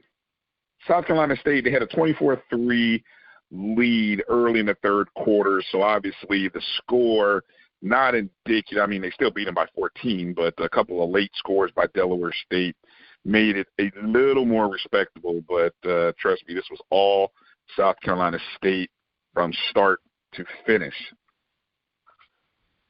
Moving over to a game that took place in Jackson State, at Jackson State. It was the 70th meeting between Grambling and Jackson State, and in front of 32,265 people. AD, think about those numbers. Grambling needing a win, looking for a win, searching for a win, winless, 0-4 coming into the year, into this contest, would find a way to get a win, 44-21 over Jackson State. Grambling had 325 rushing yards, 422 yards total. They had an average rushing of 7.4 yards per rush in this contest, as Grambling would actually, it's funny, the key play of this contest actually came when Grambling blocked a field goal by Jackson State towards the end of the half and ended up returning it for a touchdown. So Jackson State up 7-3, on the verge of trying to go up 10-3, end up getting a kick blocked, return for a touchdown, found themselves down 10-7 at the half, and then Grambling would come out, score 2 touchdowns at the beginning of the second half, go up 24-7, and pretty much the route was on from there. Broderick Fobbs, the head coach of Grambling, has never lost to Jackson State. He is 5-0 career against Jackson State. And again, AD, did I mention there were 32,000 people in attendance?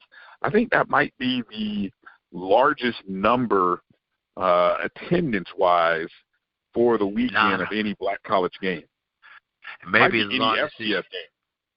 Yeah, and maybe the largest non-homecoming, non-classic crowd we've had this year thus far, Brian. And if you're Grambling State, thank God for Jackson State being on your schedule, because, he may be 5-0 against Jackson State, but he has not done too well against anybody else the last couple of years. Yeah, both of these teams are now 1-4, I believe, on the season. Grambling, of course, I like to keep mentioning this because it's not every year that this happens. Grambling, the only team in the SWAC that is playing every opponent in conference, all 9 teams in conference. Of course, all of them don't count towards the conference standings, but it just shows, they're playing all 9. I wanted to make mention of that. Keeping it moving here to a big win for Hampton. Hampton University playing their first Big South Conference football game. They would end up getting a 40-34 win over North Alabama.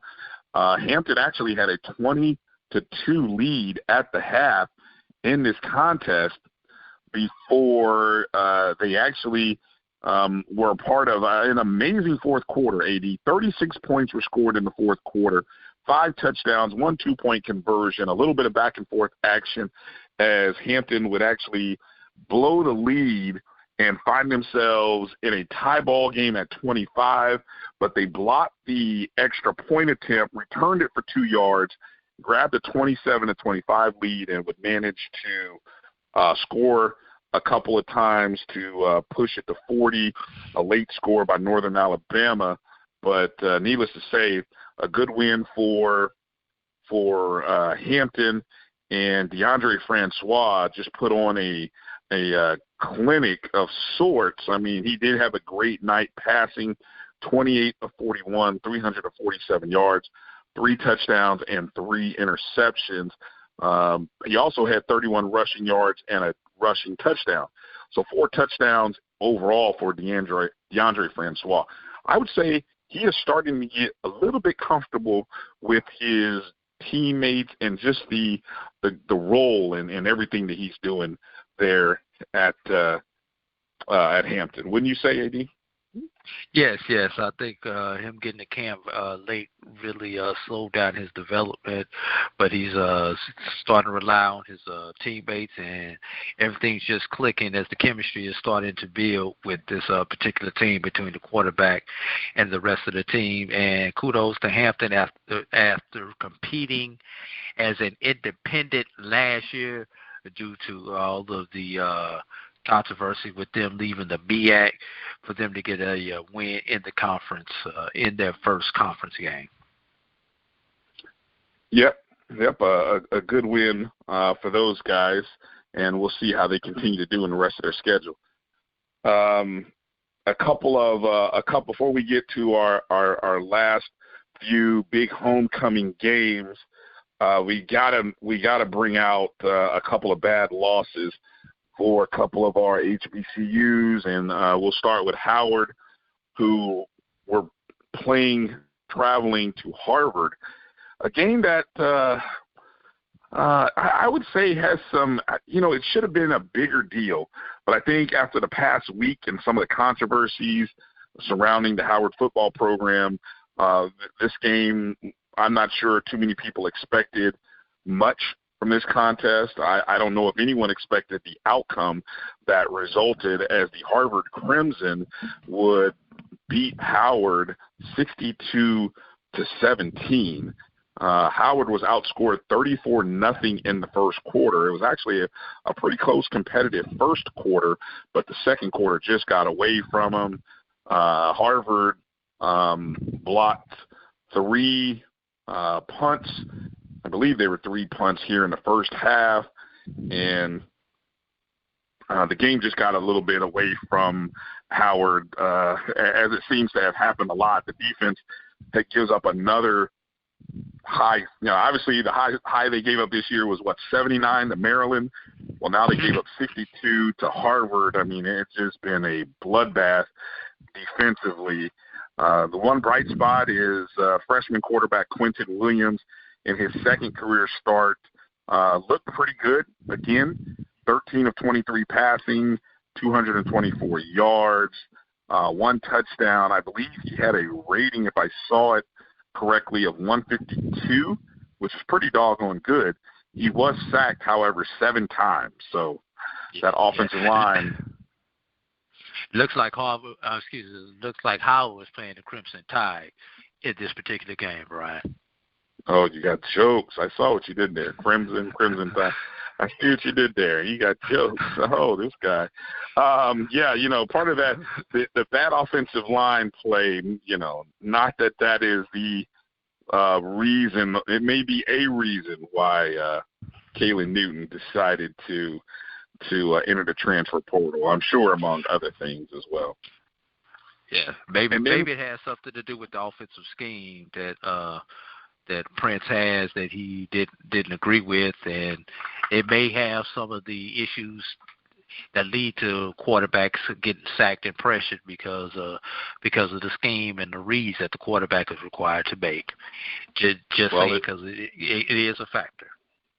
If you're Howard, you could use a quiet week of just guys just grinding away. I don't know if Howard has a bye this week, but maybe if they had a bye, that might be kind of good. But either way, we hope that those guys can get it figured out. I mean, a season with a lot of expectations has just turned into a season of survival for the Howard Bison. We'll just call it like that.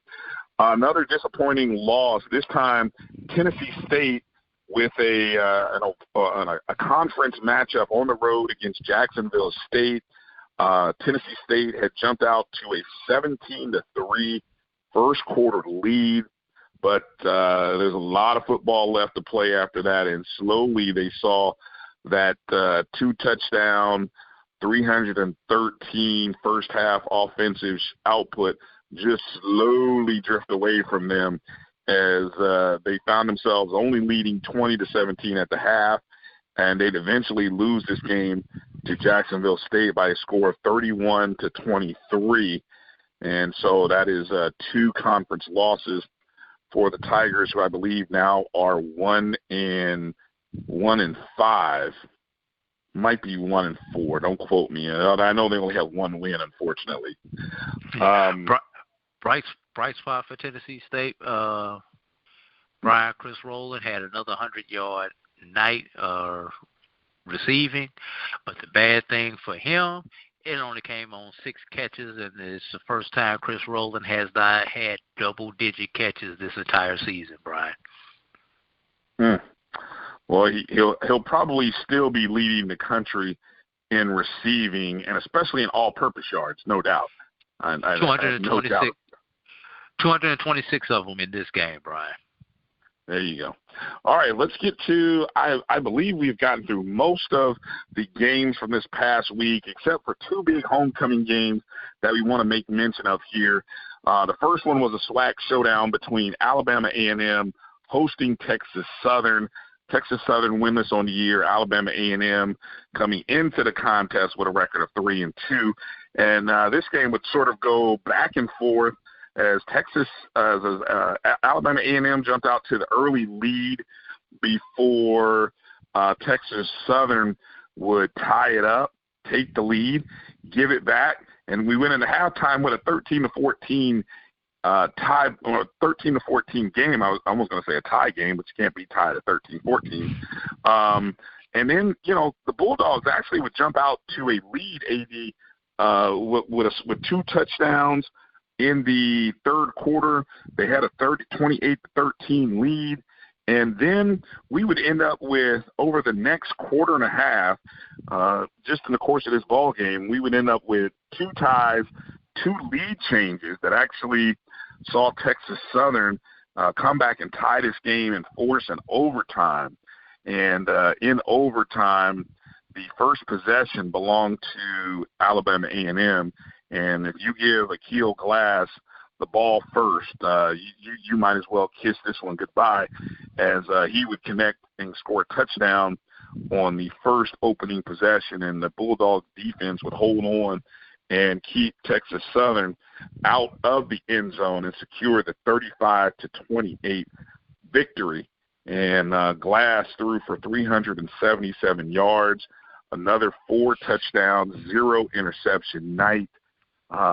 This young man is putting up numbers that he is heavily in the running for Black College Player of the Year, easily in the top 5. Yes, definitely. Almost 400 yards in the air, Brian. That's just. How many has he had 300 yards in every game this year? I really do not. I don't have the numbers in front of me, but it seems like I cannot recall a 2 being behind his stat line at any point in time this year, Brian. I believe he may have had 1. I've got the printout of all of those, to be honest with you, AD, but there are not too many, where he hasn't. I know. Well, actually, I could easily tell you, because when we were looking at D1 stats for a week ago, in the first 5 games, he had 3 300-plus passing yardage games, and so this would make number 4. And I mean, when I say 300 yards, 80, I'm not talking like just 305, 30. No, I'm talking like 339, 352, 397, to 377. I mean, literally big-time numbers being put up, multiple touchdowns. This is at least the 3rd game this year where he's thrown 4 touchdowns. So just an outstanding performance. And actually, Jordan Bentley, a young man that we talked about last time on the preview show, he actually didn't rush for 100 yards. This is the first time since week 1 when Jordan Bentley didn't rush for 100 yards for Alabama A&M. So, wow. But they still came away with the victory and on homecoming. So nothing like a little drama on homecoming to keep people in the seats, because, a lot of folks wanted to go to the parking lot, I'm sure, after the halftime show. So needless to say, one stadium and one fan base that I know went to the parking lot after the halftime show was the folks at Bragg Memorial Stadium in Tallahassee, as Florida A&M hosted their homecoming against North Carolina Central. And besides people complaining about the heat, they might have been complaining a little bit about the action of this ball game, as the Rattlers would jump out early on North Carolina Central, literally scoring in the first minute and 1 second of the game. Score early. They went up 14-0, And then, AD, things kind of slowed down. It was like, a lot of the stuff that you saw from North Carolina Central last week, we saw the defense kind of step up. They offensively, North Carolina Central had two long scoring drives, a 12-play and 10 plays, and before you know it, you looked up and you had a 21-21 ball game heading into the fourth quarter. Yeah, a lot of people probably walked into Bragg Stadium. Those 26,000 that walked into Bragg Stadium on this particular weekend, Brian. I guarantee you there was at least 12,000 who did not see that first play, that first touchdown, Brian, a minute into the game. Yeah, and I wonder how many of them saw the last play of the game with 32 seconds left, as Ryan Stanley would again connect with Xavier Smith for what now is the second time in 3 weeks. They would get the go-ahead game-winning touchdown in the same end zone as the infamous win over Southern a couple of weeks ago, as Stanley and Smith would connect, and the Rattlers would end up securing the victory 28-21. Ryan Stanley, the quarterback for FAMU, would get a little bit closer towards breaking that all-time passing yardage mark. He's now 26 yards shy, so safe to say he will hit that mark in the next contest for the Rattlers, which is against South Carolina State. And Xavier Smith had another good day. And it just so happens that Coach Willie Simmons was kind enough to get up with Roy Evans and share a little conversation with Roy, as Roy and Coach Simmons would talk a little bit about that homecoming game, the season thus far, and the big matchup ahead against South Carolina State. So we're going to go right to that, and then AD and I will come back and wrap up with our players of the weekend and maybe give you a quick tease to what we're looking at for week number 7. Here's Roy Evans with head coach Florida A&M, Willie Simmons. Hello, this is Roy Evans with the Black College Sports Network, and on the line with me right now is head coach Willie Simmons of the Florida A&M University Rattlers. Good morning, Coach Simmons. How are you doing today? Hey, good morning, Roy. I'm doing well, recovering from homecoming, but doing well. Well, and that's right. The Rattlers are fresh off of a 28-21 victory over North Carolina Central University for their homecoming. It was a great game. Heard it was an amazing atmosphere. The heat was real out there from what everybody was saying, but you had over 25,000 people in the stadium, some estimates of another 40,000 partaking in the activities outside the stadium. So we're definitely excited about that whole Rattler feel and getting some things going. Before we jump into some football, Coach, real quick about those crowds. You've had a game against Southern that had over 27,000 folks at it. And then this homecoming game and that type of experience, do you think that that's something that is a function of the teams, or do you think that's something that the Rattler Nation can do on a regular basis to keep going and keep things moving with that kind of atmosphere? Well, I think it's a combination of both. Obviously, everyone loves a winner, and these guys have done a great job on the field, putting up wins over the last year and a half. First winning season last year since 2011. Was off to a 4-1 start this year. So there's a revitalized energy and excitement around FAMU football right now, and I think that can be attributed to the crowd. But Rattler Nation has always shown up, even during some of our darkest days. Before my arrival, we still were top 5, top 10 in FCS in attendance. And but again, you add the play of the team right now, and just all of the good things that are going on around the university. I think it's all coming together at a great time, and we're seeing the fruits of our labor every Saturday in Bragg Memorial Stadium. All right, well, there you go. Well, Coach, with that being said, let's jump right into yesterday's game. Again, you guys came off of you had a 28-21 win where you had another touchdown in the final 30-some-odd seconds of the game.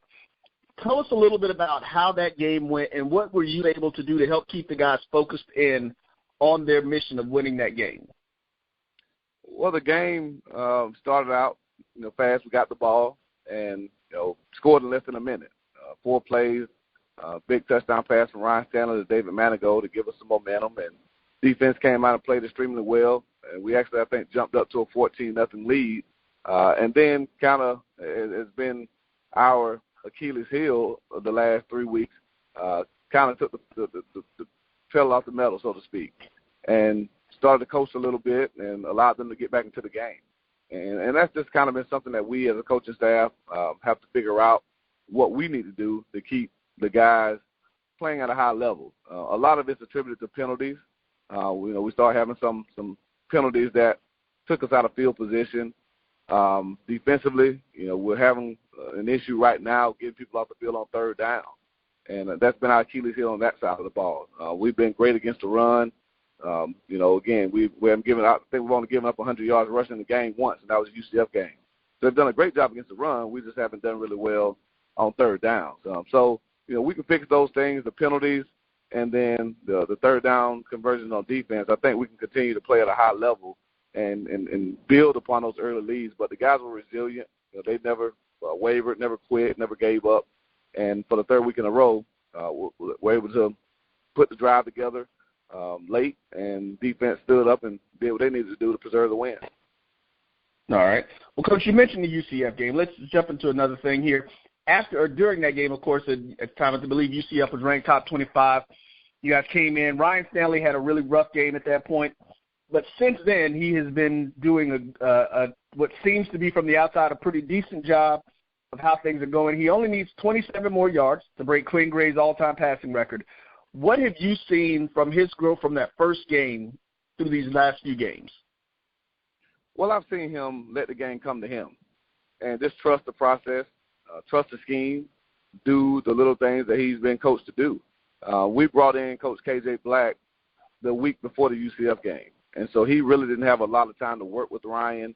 KJ's a phenomenal quarterbacks coach. That's why I brought him in. I had been working with the quarterbacks all of last year and through camp, and I felt I needed to be able to free myself up to do more. And so when we lost Joe Henry, our running backs coach, we left that spot open and decided to bring in a quarterback coach. And I think their marriage has really been seen on the field with Ryan's play. And like I said, the last 4 weeks, close to 70% completion, 60% completion, only 2 interceptions, I believe. And the one yesterday really was, not him. The receiver should have broken the route off and kind of kept it high, but he's playing within himself and really growing and maturing as a player, not being rattled, and that's what you expect from a fifth-year senior. Okay. Now, and Coach, just one other thing about that. Yesterday, one of the things we also had from Ryan was he had 3 rushes and he had 22 yards of that. He actually led in yardage, your average for rushes with that. Is that a part of Ryan's game that we could see more that might be able to be useful, or how do you see that working into that with him? Well, if we can't find a way to get the ground game going with the running backs, we may have to explore that option. We purposely as a staff try to limit his carries. Obviously whenever you have a quarterback that's throwing the ball as well as Ryan is and leading us up and down the field, you don't want to run the risk of injury with them, being a primary ball carrier. But he did give us some life yesterday. The situation in the game dictated that we would have some opportunities to run the football. He did a really good job with it. 2 of them were design runs, and one was a scramble, I believe, that when the protection broke down. But he's a very athletic young man. Early in his career, before I got here, that's what he did a lot of. And, once we got here, we made more of an emphasis on him throwing the football. But he's a dual-threat guy, and, we may explore opening up that part of our playbook as we get into 2 really tough weeks. This one starting with South Carolina State. Most definitely. And we are going to talk a little bit about that. Before we get into that, tell me a little bit about your what was going on with Marquise Bell yesterday. He seemed to have a pretty decent day, 5 solo tackles, 2 pass breakups. How impactful has he been on the defensive side of the ball for you? He's a force. There's a reason he was a 4-star Under Armour All-American coming out of high school. And he's big, 6'3", 215 pounds, rangy. He'll knock you into next week.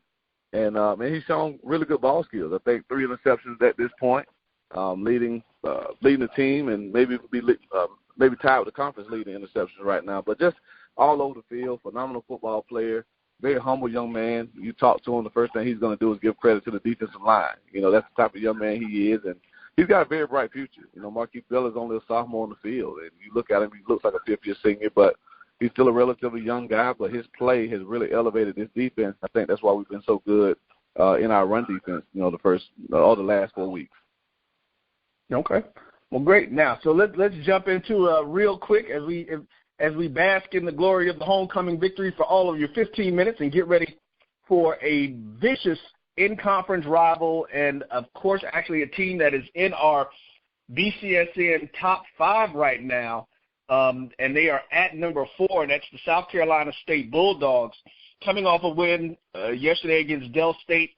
Coach, what is it that you're going to – do you have any idea yet of what you're planning on focusing on and being able to get into that game and what you guys have to do to get a solid win on a program that is at one of the tops in the conference? Well, going into each week, we place a heavy emphasis on getting better. And there's some things that we definitely can get better on. We still have not been able to run the football effectively. And so that's something that we have to really place a heavy emphasis on this week. They've always been really good against the run there at South Carolina State. Buddy Pugh's one of the best that's done it at this level. His record speaks for itself. He's one win away from breaking Willie Jeffers' record there at South Carolina State. And hopefully he'll have to wait another week before that happens. But, again, we expect a hard-fought football game. They're a physical football team, and we're going to have to definitely do a better job of running the ball. Defensively, again, we got to figure out how to get people off the field on third downs.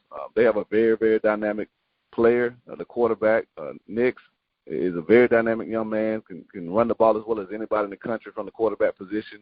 And they have a really very physical offensive line, good skill guys. Of course, I played college football there in South Carolina, so I know what type of athletes and mentality comes out of that state. And so we definitely have to be ready for a 60-minute dogfight, and that preparation starts for us today. And we, like I said, we celebrated last night's win, but now it's back to getting back to work, focusing on the Bulldogs, and figuring out how to continue to control our own destiny. All right. Well, you mentioned Tyrese Nix, and just to kind of drop some information out there for you. Yesterday, Mr. Nix was 16 of 28 for 253 yards in the air with 5 touchdowns, and he had 105 yards rushing on 14 carries. So understanding your challenges, as you've mentioned, as far as getting folks off the field on third down, is there going to be some concerted effort to try to spy on that young man, put him in a box somewhere? Is that too much information I'm asking? Well, whenever you have a player as dynamic as Tyrese, you have to have a game plan for him. And, again, we'll start preparation today, so I couldn't even tell you what the game plan will be for him right now. Obviously, I leave that up to our defensive coordinator, Ralph Street, and the defensive staff. They do a phenomenal job every week of preparing to take away team strength. And he's definitely the key to that driving force, to that engine, and we have to make sure we have a plan to try to neutralize him. I don't know if you can stop him. I don't think he's really been stopped in the year and a half that he's been manning that position, but you have to try to neutralize him, try to make him one-dimensional. If he can throw for over 250 and rush for over 100, they're going to be very tough to beat, and so we definitely have to make him one-dimensional, whether that's taking away the pass or taking away him running the football. But, again, that'll be a plan that we'll start today. And it'll be interesting to see how that plan comes together as the week goes. But with Kalen Newton being done for the year, he's probably, arguably, the most dynamic quarterback as far as run pass that we have in this conference. And I'd venture to say one of the best in the country. Okay. All right, well, Coach, one last thing from the football standpoint of it. We understand and know that, unfortunately, right now the team cannot compete for the conference title and can't compete in the Celebration Bowl. But you guys are playing hard, you're winning games, and you're doing very, very well. What are you doing to keep the team focused to win and play the way they're playing, knowing that they technically can't win the championship? Well, the thing for us, we understood when we self-imposed the postseason ban that's what it was. It's a postseason ban. We still can compete for a MEAC championship. There's nothing in the bylaws that say that a team on a postseason ban can't compete for a conference crown. So we still have that as a goal of ours. But the biggest thing for our guys is we have a saying here that we're going to be where our feet are, and that means that we're going to focus on what we can control and what's right there in front of us. And that's competing hard every day, that's trying to be the very best that we can be, that's going to class, that's, coming to meetings prepared, going to practice with a purpose, basically waking up every day with goals in mind. And that's really what our emphasis is here. And, we try to build a program that's centered around developing young men. And we don't really talk a lot about championships. We talk about a championship mentality and championship habits. We don't talk about winning a conference championship. We feel like if you focus on the little things that it takes to be a champion off the field, those same habits will carry over on the field. And if we do that, then the results will take care of themselves. So that's always been the message. I think when you keep it that way, you keep guys, focused and locked in as to what they can control, because what happens if you drop the first conference game? What happens if you drop one or two? How do you get the guys to continue to play when that goal of conference championship is probably out of sight? So again, our focus every day has really been about doing what we can as a coaching staff, as a support staff, to really help these young men be the very best that they can be in everything that they do, not just on the football field as far as winning conference and Black College National Championships. All right, folks. Well, there you have it again. On the line with head coach Willie Simmons of the Florida A&M University Rattlers. Right now, those Rattlers stand at 4-1 on the season and are doing great things and looking really, really good, headed to Orangeburg, South Carolina next week to face the Bulldogs of South Carolina State. Coach, we want to thank you one more time for your time and your energies, getting on the phone with us this morning. Is there anything that you'd like to say to Rattler Nation and maybe even the rest of HBCU football before we get out of here? Well, the biggest thing is just yesterday was such an electric environment. That's 2 weeks in a row. You talk about the Southern game, over 27,000 fans, homecoming, close to 26,000 fans, and that's what Rattler Nation does. That's who we are. That's what I grew up knowing, and that's why I was so excited to take this job, when I came on board. But I'm just encouraging everyone to continue to support these guys, get behind them. I know there'll be a cavalry of Rattlers following us to Orangeburg next week to take on the Bulldogs, and we'll need their support. But, we just appreciate everything that they're doing for these young men, and, I'm just happy to be able to put a product on the field that makes everyone proud, continues to build just pride and love for this tremendous institution that we call home. And I'm just blessed every single day to be leading this great program, and hopefully, Lord willing, we'll continue to do well on and off the field and continue to give him the credit. All right. Well, there you go again. And, Coach, just to let you know, unfortunately, when we started off our top 5 BCSN poll, the Rattlers were actually 1 point out of the top 5. I'm pretty sure y'all going to break y'all way in this week in that poll. So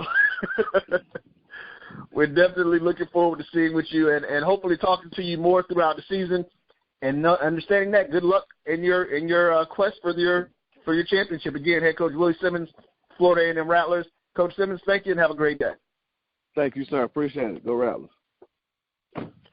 Let's face it, shopping for insurance can be time-consuming. That's why when it comes to your auto, home, and life insurance needs, make things simple and trust the experts at Allstate. They will help you get the coverage that fits your needs while helping you bundle your life, home, and auto policies. Bundling saves you money, sure, but it also saves you time, so you can enjoy the things that matter most even more. Contact me, Tammy Haynes, your local agent, for a free personalized insurance quote. Allstate, are you in good hands? Majesty is a premium health and wellness tea line focused on bringing delicious yet healthy tea blends to the community. Filled with an abundance of vitamins and antioxidants, we work to blend teas with exotic spices and fruits to produce scrumptious and wholesome beverages. So check us out at mymajesties.com. That's MyMajesties.com. My Majesties, an Urban Passport member.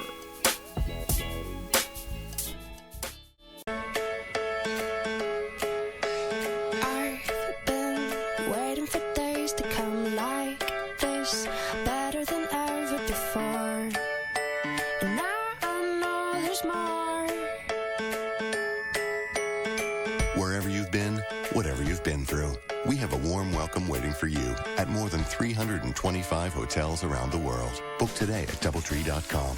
DoubleTree by Hilton, where the little things mean everything. Welcome back to the BCSN Sports Wrap. Brian Fulford and A.D. Drew here. We want to give big thanks to Coach Willie Simmons, head coach of Florida A&M University, and, of course, Roy Evans for doing those interviews, not only with Coach Simmons but with Coach Ruffin earlier. And, A.D., I know you said you had a thought or you wanted to add something, one final nugget for that North Carolina Central FAMU game. North Carolina Central has intercepted a pass in every game of the 2019 season thus far, Brian. I have to do some research to see how far back that streak goes into 2018, but kudos to that North Carolina Central's defense.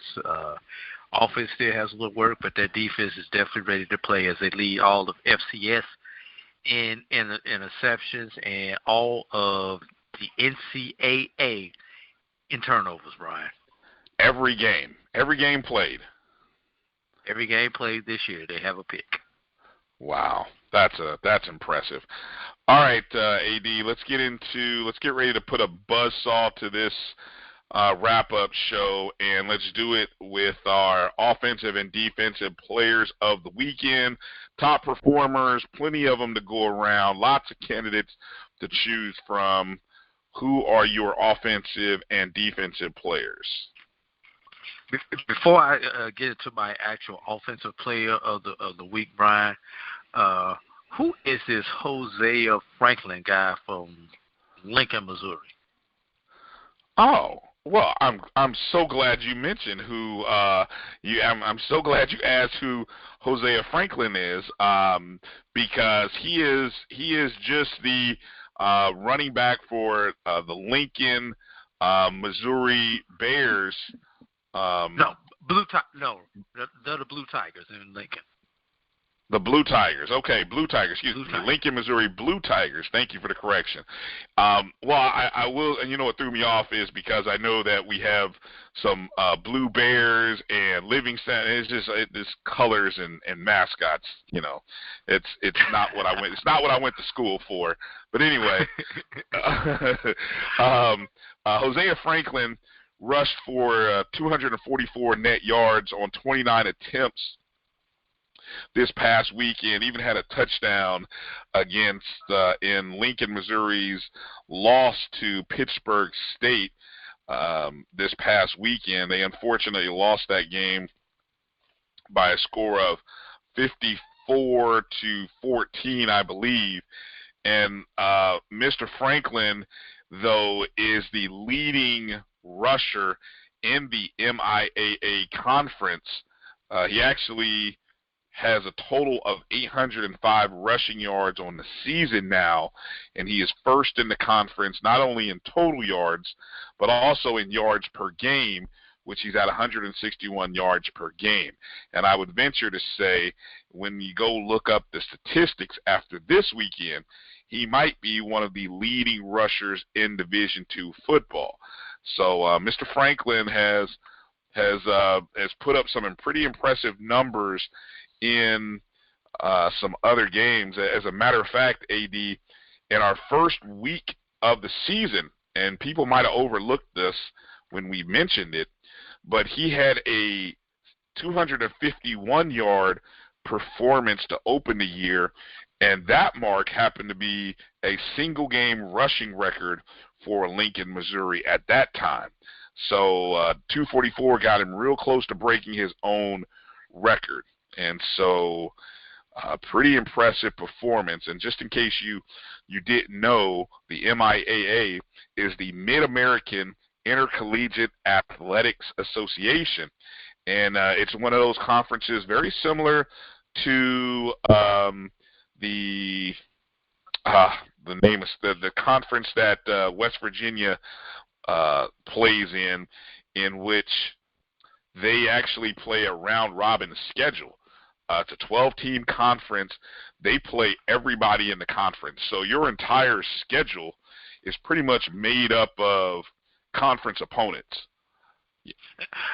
Just throw this out, Brian. You bring that up. That's the second time you brought that up. Actually, outside of the black conferences, most conferences play a true round-robin. Yeah, it's interesting you say. Well, and it's interesting you say that, and I think because of the fact that you have the rivalries that have been built up over time, and just the black college football experience, that's probably why you have not only CIAA and SIAC teams playing SWAC and MEAC opponents because of those rivalries and just the history of those universities, and then plus the attendance. I continue to say to anyone who will listen that the black college football product is one outside of the SEC and the Power 5 conferences and your FBS level. The black college football product is probably the next best thing in black college football. I will argue that it may not be. It may have its faults in different ways, but in terms of history, attendance, all of the other stuff, I mean, it's the next best thing in college football. We just got to figure out how to fund it better, how to maybe run it a little bit better, and maybe improve some facilities. And I'll tell you what, man, I just wish I wish somebody would just go ahead and hit one of these super Powerballs and just come through and spray these universities with a couple of $1 million each. I don't know if $1 million each would help, to be honest, but just it would. Just as a sidebar to what you just said, and maybe think about something. We talk about these rivalries. Just about probably 90% of the HBCUs that compete athletically trace their roots back to two conferences, and that being either the SIAC or the CIAA, because most every school at one point in time has been a member of one of these two conferences. That's interesting. Even back when they were all NAIA schools before they went NCAA. Okay, but I know the SWAC's been around for 99 years. So, but the SWAC was born out of the SIAC. Wow, look at you, Mr. Historian. Thank you, AD, for educating me on that, educating us, all of us who happen to be listening. All right, so so back to that's who Hosea Franklin is, and that is a name that we will have to continue to pay attention to, and hopefully Lincoln can get a win so that way performances like that are not wasted. Matter of fact, they lost that game when he rushed for 251 yards. It should be noted that he lost that game as well. So Lincoln 0-5 on the season, 0-5 in the conference. And that final score again was 56-14 over Pittsburgh State. And speaking of names you need to pay attention to, you need to pay attention to my offensive player of the week. And I know this is the second time that one of us has named him our offensive player of the week. Quail Glass of Alabama A&M University. 28 for 38, 377 yards, 4 touchdowns, no interceptions. Touchdowns of 20, 57, 73, and 12 on the day, Brian. Pretty impressive showing. And who's your defensive player? And my defensive player of the week is going to be Walter Yates from Savannah State. He did it in a loss, but even still, it was a very competitive game. Mr. Yates had 12 tackles, 3 tackles for loss. I do believe, Yeah, 12 tackles. Yeah, 12 tackles. One sack, an interception, and 3 tackles for loss. Right, for Savannah State. So 12 tackles, 3 tackles for loss, a sack, and an interception. Walter Yates, Savannah State. Yeah, great all-around performance. Yeah, lots of juicy candidates, AD, for me to choose from. I will not mention all of the wonderful performances. Maybe we'll come back and mention that in the midweek show and just to remind people. But I'll just quickly give you my offensive and defensive players. It came up between running back and a quarterback for me, and I chose to go with Tim Whitfield, the running back from Langston University. 19 carries, 230 net yards, 4 touchdowns. The longest was 67. Ends the day with 245 all-purpose yards.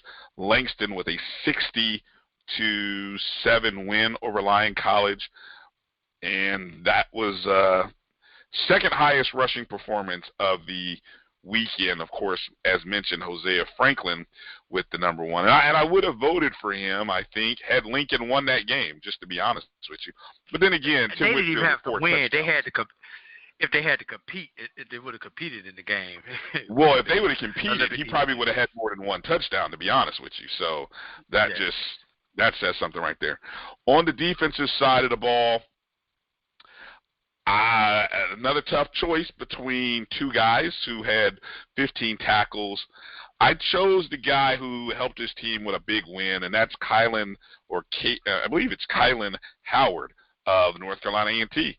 15 tackles, 7 of them were solo. He had 4.5 tackles for loss. He forced a fumble, blocked a kick, and had a quarterback probably blocked a I don't know if that is blocked a kick or blocked a pass. Probably a pass, if I had to guess one. It could have been a punt, but I don't know, to be perfectly honest with you. But Mr. Howard from A&T, 58-19, dominating win for the Aggies as they look like the number one team in black college football. In everybody's poll, our poll, you name the organization, they're sitting at number one, and I don't see that changing, although they do have some tough games coming up. So, AD, as we wrap this Week 6 wrap-up show, we start looking ahead. We're coming up on the midway point of the season. I know something we started doing last year was sort of a mid-season player of the year, coach of the year, all these kind of different little things. So I know we'll start planning and working on that. But then as I just kind of glance ahead at the schedule for next week, is there a game or two, maybe, don't give away too much, but is there a game or two that kind of piques your interest as you look forward towards week number 7? Well, week number 7 will feature 12 homecoming matchups, Brian. Let's start off with that. Thus far this year, the teams that have hosted their homecomings are a whopping 7-1 on the year, Brian. And in addition that's straight up. Straight up. 7 wins, 1 loss. In addition to those 12 homecomings, there is 1 classic and we've got one that has a dual role with a homecoming / classic. Edward Waters and Allen, the inaugural AME Classic, which will dub as the homecoming for Edward Waters College, and the granddaddy of them all, Brian, the Tuskegee Morehouse Classic in Columbus, Georgia. That one kicks off at 2 o'clock. Homecoming at Edward Waters kicks off at 3 o'clock. So if you're in the classics, those are your 2 classics for the weekend. I'm going to do a quick rundown of the homecoming schedule, Brian. Let's save that. Let's save that for a Thursday. Let's save that. But of the homecoming games that we have out here for this particular week, I'll just do it like this. The best homecoming matchup that I see on this particular week is going to be Miles versus Benedict. Miles goes to Columbia, South Carolina, to play Benedict. That has to be what the WTF was you thinking about when you scheduled your homecoming? We'll just leave that one right there, Brian. You mean why did Benedict schedule him? That's what you're implying? Yeah. Well, why would you schedule Miles for your homecoming? That's the WTF. Why did you schedule that? Probably the best matchup is probably going to be Chowan, Bowie. That's going to be an exciting show offensively. Although we said that last week about Chowan, and they did not show up. Yeah, no, for sure. If I had to look for an upset on homecoming, we had a couple of them that were close. If I had to say a game that you might want to watch out for on homecoming, Alcorn State, watch out. You got Savannah State coming to Lorman, Mississippi. Savannah State is no slouch. They are not scared. They will not be scared of playing Alcorn State. I'm just saying. I'm not saying it'll happen, but just know that might be a closer homecoming game than a lot of people predict. Our week gets started. We have two. Go ahead. One homecoming game. Whereas Miles Benedict would be a very competitive homecoming game. The please get as much libation as you can before you come into homecoming, because you will get embarrassed at home game. Is Virginia Union and Lincoln, PA for homecoming. Virginia Union travels to Lincoln University of Pennsylvania for homecoming. All right, I was just gonna quickly add that our week is bookend with a Thursday night game on ESPNU. Bethune-Cookman travels to North Carolina Central in a MEAC contest. We've seen North Carolina Central play very competitively over the past 3 weeks. Just lost to FAMU, but they got 2 wins prior to that. And Bethune-Cookman has been rolling over the last few weeks, so it'll be interesting to see what the Wildcats do traveling on the road. And then all of the games next week are playing most of the games are a 1, 2, or 3 o'clock Eastern kickoff, with the exception of the 7 p.m. Eastern game between Prairie View at Southern. That will be on ESPN3. I think after a long day of football, black college football games, I think every black college football fan should be tuned in at some point in time to see Prairie View at Southern. I think that is going to be an outstanding ball game.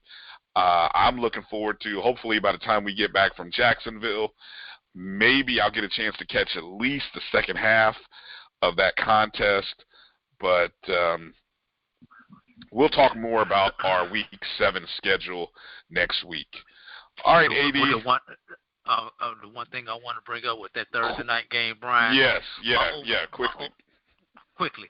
My over-under is 3 interceptions in that game, as you have probably the top 2 secondaries in the BAC will be facing off against each other, with Bethune and Central, a combined 3 interceptions by those 2 secondaries in that game, Brian.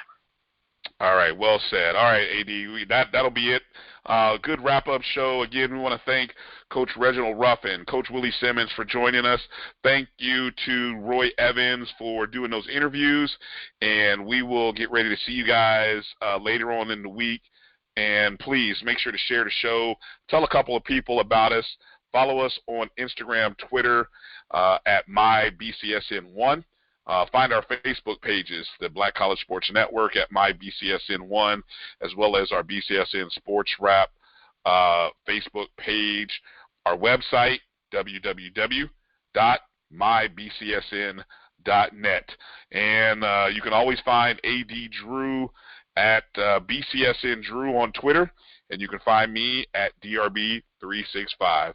For AD Drew, I'm Brian Fulford. We are gone. We will see you later in the week, getting ready for Week 7. Peace out.